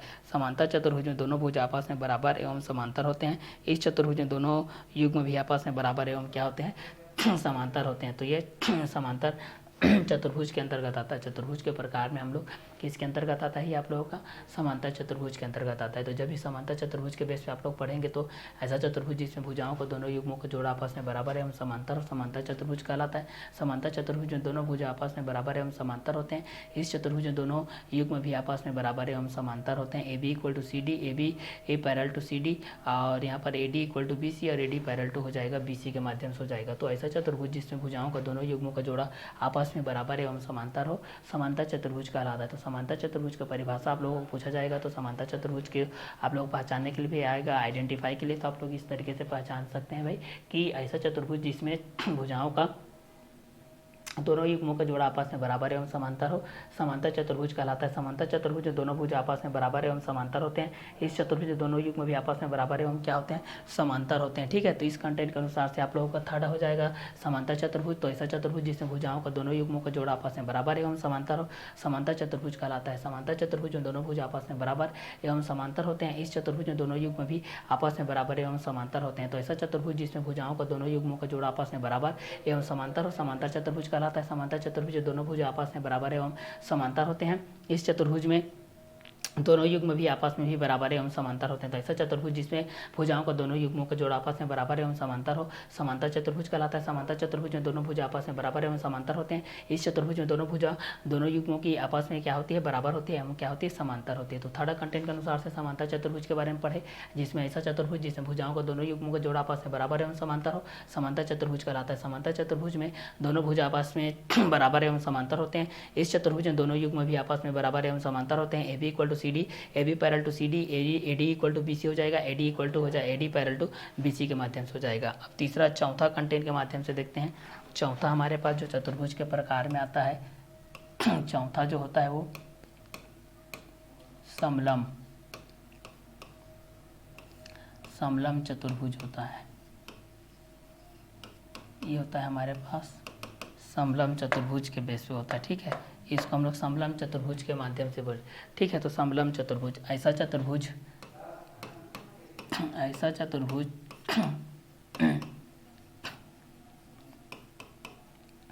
ऐसा चतुर्भुज जिसमें भुजाओं का जिसमें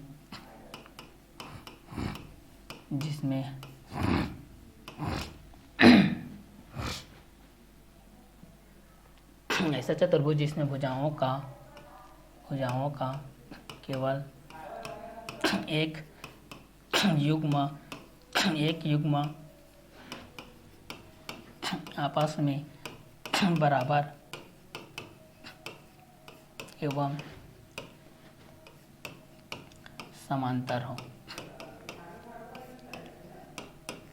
समांतर हो। ऐसा चतुर्भुज जिसमें भुजाओं का केवल एक युग्म आपस में बराबर एवं समांतर हो, समलम चतुर्भुज कहलाती है।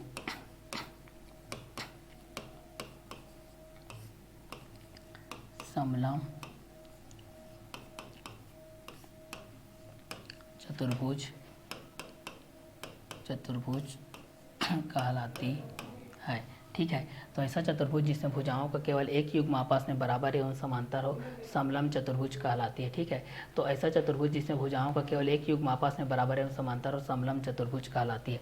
तो समलम चतुर्भुज के बेसिस पे जब हम लोग इस चीज़ को देखते हैं तो समलम चतुर्भुज के बेसिस पे हमारे पास ये कंटेंट के अकॉर्डिंग में आ जाते हैं। तो इस कंटेंट के अकॉर्डिंग में हमारे पास ये कुछ इस तरीके से रहते हैं। ये आप लोगों के समलम चतुर्भुज के अंतर्गत आ जाएगा। ठीक है, इस समलम चतुर्भुज के अंतर्गत अगर हम लोग इस चीज़ को देखते हैं तो ये आप लोग का ए, ये बी, ये सी और ये आप लोगों का डी के माध्यम से होता है। ठीक है, तो समलम चतुर्भुज के अंतर्गत हम लोग इस चीज़ को देखते हैं कि ऐसा चतुर्भुज जिसमें भुजाओं का केवल एक युग्म आपस में बराबर एवं समांतर हो समलम चतुर्भुज कहलाती है। ठीक है, तो समलम चतुर्भुज में हम लोग इस चीज़ को देख सकते हैं भाई कि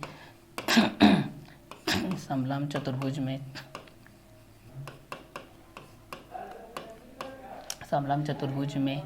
केवल भुजाओं का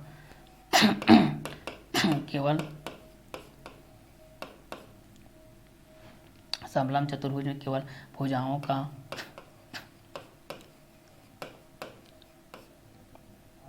समलम चतुर्भुज में केवल भुजाओं का एक युग्म बराबर एवं समांतर होता है।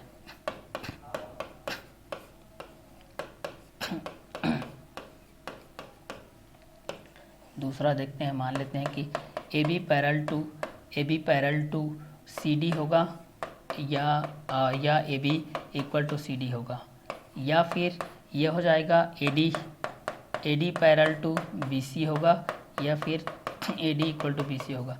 दोनों में से केवल एक होगा, दोनों में से केवल एक होगा। तो ऐसा चतुर्भुज जिसमें भुजाओं का केवल एक युग्म आपस में बराबर हो एवं समांतर हो समलम चतुर्भुज कहलाता है। तो ऐसा चतुर्भुज जिसमें भुजाओं का केवल एक युग्म ऐसा चतुर्भुज जिसमें भुजाओं का केवल एक युग्म आपस में बराबर एवं समांतर हो समलम चतुर्भुज कहलाता है। ठीक है, तो समलम चतुर्भुज के बेस पर हम लोग इस चीज़ को देख सकते हैं कि ऐसा चतुर्भुज जिसमें भुजाओं का केवल एक युग्म आपस में बराबर एवं समांतर हो समलम चतुर्भुज कहलाती है। तो ऐसा चतुर्भुज जिसमें भुजाओं का केवल एक युग्म आपस में बराबर एवं समांतर हो समलम चतुर्भुज कहलाती है।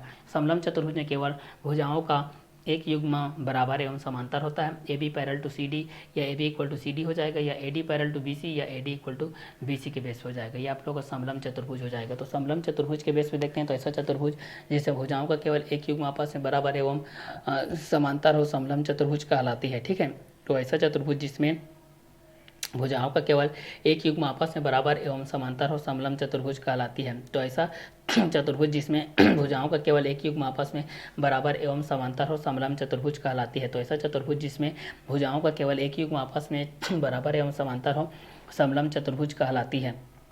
समलम चतुर्भुज में केवल भुजाओं का एक युग्म बराबर एवं समांतर होता है। तो ऐसा चतुर्भुज जिसमें भुजाओं का केवल एक युग्म आपस में बराबर एवं समांतर हो समलम चतुर्भुज कहलाती है। समलम चतुर्भुज में केवल भुजाओं का एक युग्म बराबर एवं समांतर होता है। समलम चतुर्भुज में केवल भुजाओं का एक युग्म बराबर एवं समांतर होता है। A B parallel to C D A B equal to C D हो जाएगा, या A D parallel to B C हो जाएगा, या A D equal to B C के बेस हो जाएगा। तो ऐसा चतुर्भुज जिसमें भुजाओं का केवल एक युग्म आपस में बराबर एवं समांतर हो समलम चतुर्भुज कहलाती है। समलम चतुर्भुज में केवल भुजाओं का एक युग्म बराबर एवं समांतर होता है। A B parallel to C D या A B equal to C D हो जाएगा, या A D parallel to B C या A D equal to B C के बेस हो जाएगा।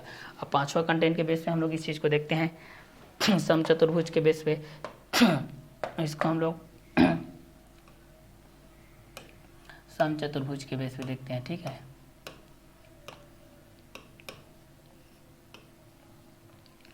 सम चतुर्भुज के बेस पे देखते हैं भाई। सम चतुर्भुज के बेस पे हमारे पास क्या कंटेंट आता है, इस चीज़ को हम लोग सम चतुर्भुज के बेस पे हम लोग इस चीज़ को देखते हैं। ठीक है, तो सम चतुर्भुज के बेस पे देखते हैं तो ऐसा चतुर्भुज जिसकी सभी भुजाएं आपस में बराबर हो, ऐसा चतुर्भुज जिसकी सभी भुजाएं, ऐसा चतुर्भुज जिसकी सभी भुजाएं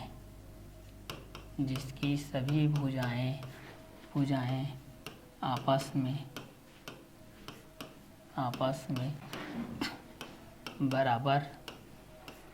बराबर होती है।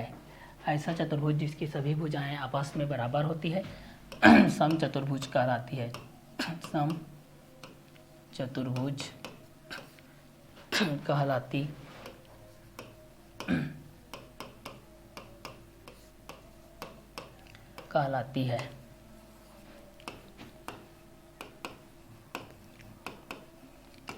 सम चतुर्भुज में सभी भुजाएं आपस में बराबर होती है। सम चतुर्भुज में भुजाएं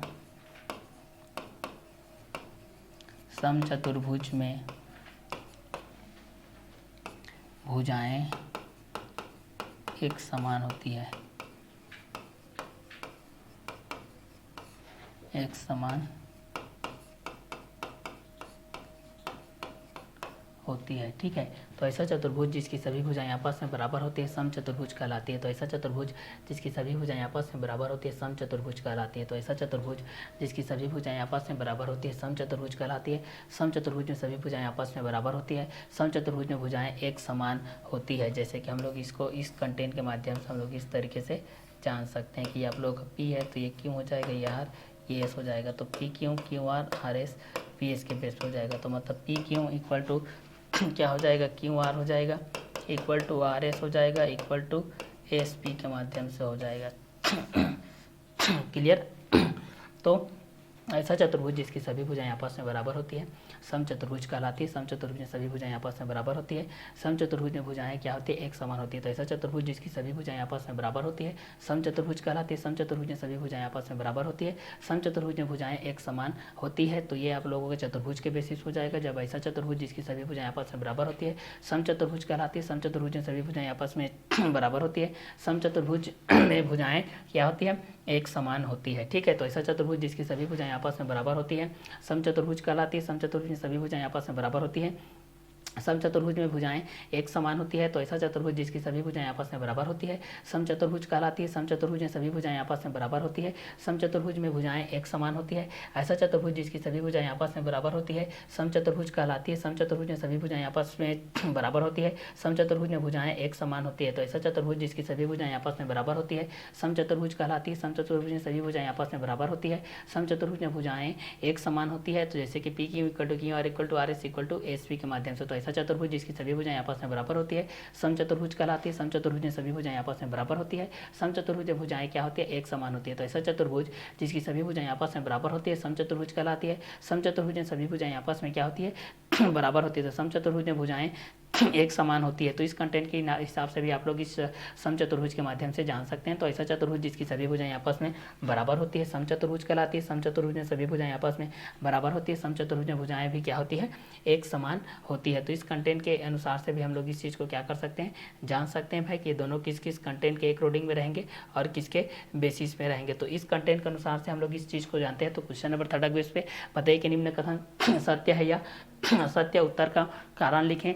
तो यहाँ पर हम लोग इसके माध्यम से इस चीज़ को जान सकते हैं भाई, उत्तर करके हम लोग इस चीज़ को कि सभी बहुभुज पंचभुज होते हैं। तो नहीं, यहाँ पर क्योंकि पंचभुज में 5 भुजाएं होती है तो यहाँ पर आप लोगों का नहीं हो जाएगा, क्योंकि पंचभुज में 5 भुजाएं होती है। क्योंकि पंचभुज में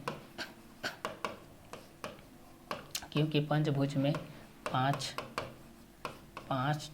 भुजाएं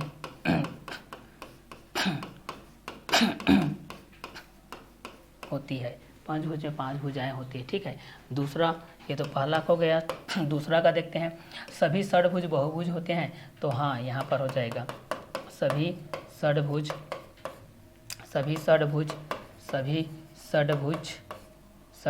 बहुभुज होते हैं। बहुभुज होते हैं। तो यहाँ पर इसको आप लोग सत्य लिख सकते हैं और इसको आप लोग क्या लिख सकते हैं, असत्य। इसको आप लोग असत्य लिख सकते हैं। ठीक है। तीसरा नंबर की बात करते हैं हम लोग। तीसरा नंबर में क्या आता है, सभी सम संख्याएं 2 से भाज्य नहीं होती है। तो इसको असत्य लिखे। सभी सम संख्याएं 2 से विभाजित होती है। सभी सभी सम संख्याएं 2 से भाज्य होती है। ठीक है, इसको असत्य लिखिएगा। ठीक है, क्योंकि यहाँ पर ये असत्य हो जाएगा ना, क्योंकि यहाँ पर ये असत्य हो जाएगा, सभी सम संख्या 2 से भाज्य नहीं होती है, ये आप लोगों का असत्य हो जाएगा। इसको मैं सुधार कर लिख दिया हूँ, सभी सम संख्याएं 2 से क्या होती है, भाज्य होती है। चौथा नंबर पे देखते हैं, चौथा नंबर में कुछ वास्तविक संख्याएं अपरमेय होती है। कुछ वास्तविक संख्याएं क्या होती है, अपरमेय होती है। तो यहाँ पर ये क्या हो जाएगा, सत्य हो जाएगा। यहाँ पर ये क्या हो जाएगा, सत्य हो जाएगा। ठीक है, कि कुछ वास्तविक संख्याएं मतलब रियल नंबर ना, कुछ वास्तविक संख्याएं क्या होती है, अप्रमेय होती है। क्योंकि प्रमेय और अप्रमेय को सम्मिलित रूप से हम लोग क्या बोलते हैं, वास्तविक संख्या बोलते हैं। क्लियर। अब यहाँ पर है सभी वास्तविक संख्याएं परमेय होती है, तो यहाँ पर ये असत्य हो जाएगा, असत्य हो जाएगा। क्योंकि सभी वास्तविक संख्याएं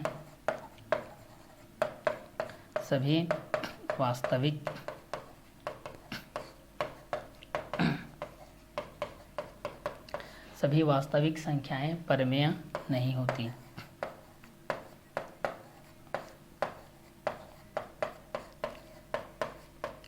परमेय नहीं होती है। तो क्वेश्चन नंबर 3 बेस ये हो जाएगा कि सभी बहुभुज पंचभुज होते हैं, सभी षडभुज बहुभुज होते हैं, सभी सम संख्या 2 से भाज्य नहीं होते, कुछ वास्तविक संख्या परमेय होती है, सभी वास्तविक संख्या परमेय होती है। तो पहला का बेस हो जाएगा सत्य असत्य के बेस से, क्योंकि पंचभुज में 5 भुजाएं होती है। और दूसरा सत्य हो जाएगा सभी षडभुज बहुभुज होते हैं। तीसरा सभी सम संख्या 2 से भाज्य नहीं होती, तो सभी सम संख्या 2 से भाज्य होती है, इसको असत्य के बेस पर लिखिएगा। चौथा सत्य हो जाएगा कुछ वास्तविक संख्याएं अपरमेय होती है, कुछ वास्तविक संख्याएं परमेय होती है, असत्य हो जाएगा। पांचवा नंबर असत्य हो जाएगा सभी वास्तविक संख्या परमेय के बेस से होती थी। आप लोग का 3rd नंबर। तीसरा नंबर क्वेश्चन के बेस हो जाएगा, जब आप लोग पास ये चीज़ दिए गए बताइए कि निम्न कथन सत्य है या असत्य, उत्तर का कारण भी लिखिए इस कंटेंट के अनुसार से। ठीक है, तो ये तीसरा नंबर क्वेश्चन के बेस हो जाएगा। तीसरा नंबर के बाद हम लोग इस चीज़ को देखते हैं, तो हमारे पास ये चौथा नंबर क्वेश्चन के बेस पे आ जाता है कि दिया हुआ है कि ABCD एक समांतर चतुर्भुज है, कोण भी इक्वल टू 80 डिग्री है, तब समांतर चतुर्भुज के अन्य कोणों के बारे में आप क्या निष्कर्ष निकाल सकते हैं। कभी भी बताया हूँ मैं समांतर चतुर्भुज के बारे में कि समांतर चतुर्भुज में दोनों भुजाओं का युग्म का जोड़ आपस में बराबर होता है और दोनों आपस में समांतर भी होते हैं। ठीक है, तो यहाँ पर क्वेश्चन नंबर 4 के बेस पे दिया हुआ है कि ABCD एक समांतर चतुर्भुज है, कोण भी इक्वल टू 80 डिग्री, तब समांतर चतुर्भुज के अन्य कोणों के बारे में आप क्या निष्कर्ष निकाल सकते हैं। तो इस क्वेश्चन के एक रूडिंग में है, तो इस क्वेश्चन को हम लोग यहाँ पर सॉल्व कर लेते हैं। भाई दिया है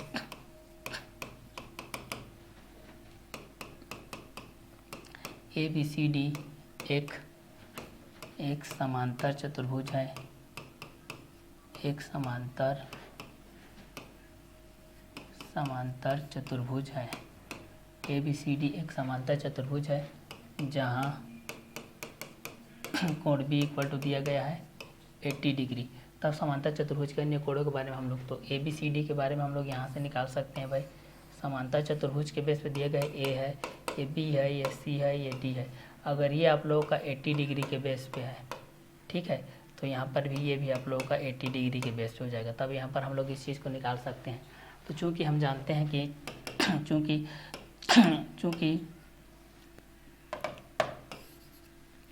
चूँकि हम जानते हैं कि हम जानते हैं कि समांतर चतुर्भुज के जोड़ों का योगफल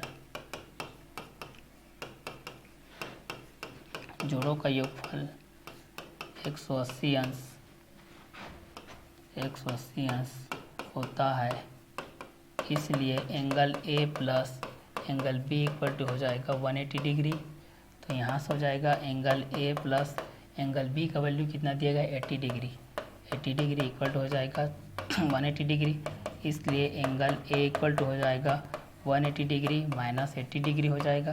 तो यहाँ से हो जाएगा angle A equal to 100 degree. ठीक है, और एंगल C का भी वैल्यू कितना हो जाएगा 100 डिग्री के माध्यम से हो जाएगा। ठीक है, ये रहेगा आप लोगों का आंसर के बेसिस पे। ठीक है, तो ये आप लोगों का चौथा नंबर का क्वेश्चन है। जब दिया हुआ ABCD एक समांतर चतुर्भुज है, कोण भी इक्वल टू 80 डिग्री है, तब समांतर चतुर्भुज के अन्य कोणों के बारे में आप क्या निष्कर्ष निकाल सकते हैं। तो ABCD एक समांतर चतुर्भुज है जहाँ कोण भी इक्वल टू 80 डिग्री के माध्यम से, चूंकि हम जानते हैं कि समांतर चतुर्भुज के जोड़ों का योगफल 180 डिग्री के बेस पे होता है। कोण A प्लस कोण B इक्वल टू 180 डिग्री के बेस पे, तो कोण A plus 80 degree equal to 180 degree हो जाएगा। कोण A equal to 180 degree minus 80 degree के बेस हो जाएगा। Angle A equal to 100 degree हो जाएगा और angle C equal to 100 degree के बेस हो जाएगा। तो ये आप लोगों का आंसर के बेसिस हो जाए। तो ये था आज का हमारा वीडियो लेक्चर, जिसमें हम लोगों ने समांतर चतुर्भुज के बारे में जाना, चतुर्भुज के बारे में जाने, त्रिभुज के बारे में जाने, त्रिभुज के बेस पे क्या होता है और समांतर चतुर्भुज क्या होता है, समलंब चतुर्भुज क्या होता है, वर्ग क्या होता है, आयत क्या होता है, त्रिभुजों की गणना किस तरीके से होती है, त्रिभुजों का वर्गीकरण हम लोग किस तरीके से करते हैं। इस कंटेंट में हम लोग इस देखें, इसके आगे का क्वेश्चन है क्वेश्चन नंबर 5 को हम लोग नेक्स्ट वीडियो लेक्चर में क्लियर करते हैं। इस क्लास को हम लोग यहीं और करते हैं। नेक्स्ट वीडियो लेक्चर में हम लोग मिलते हैं क्वेश्चन नंबर 5 के साथ।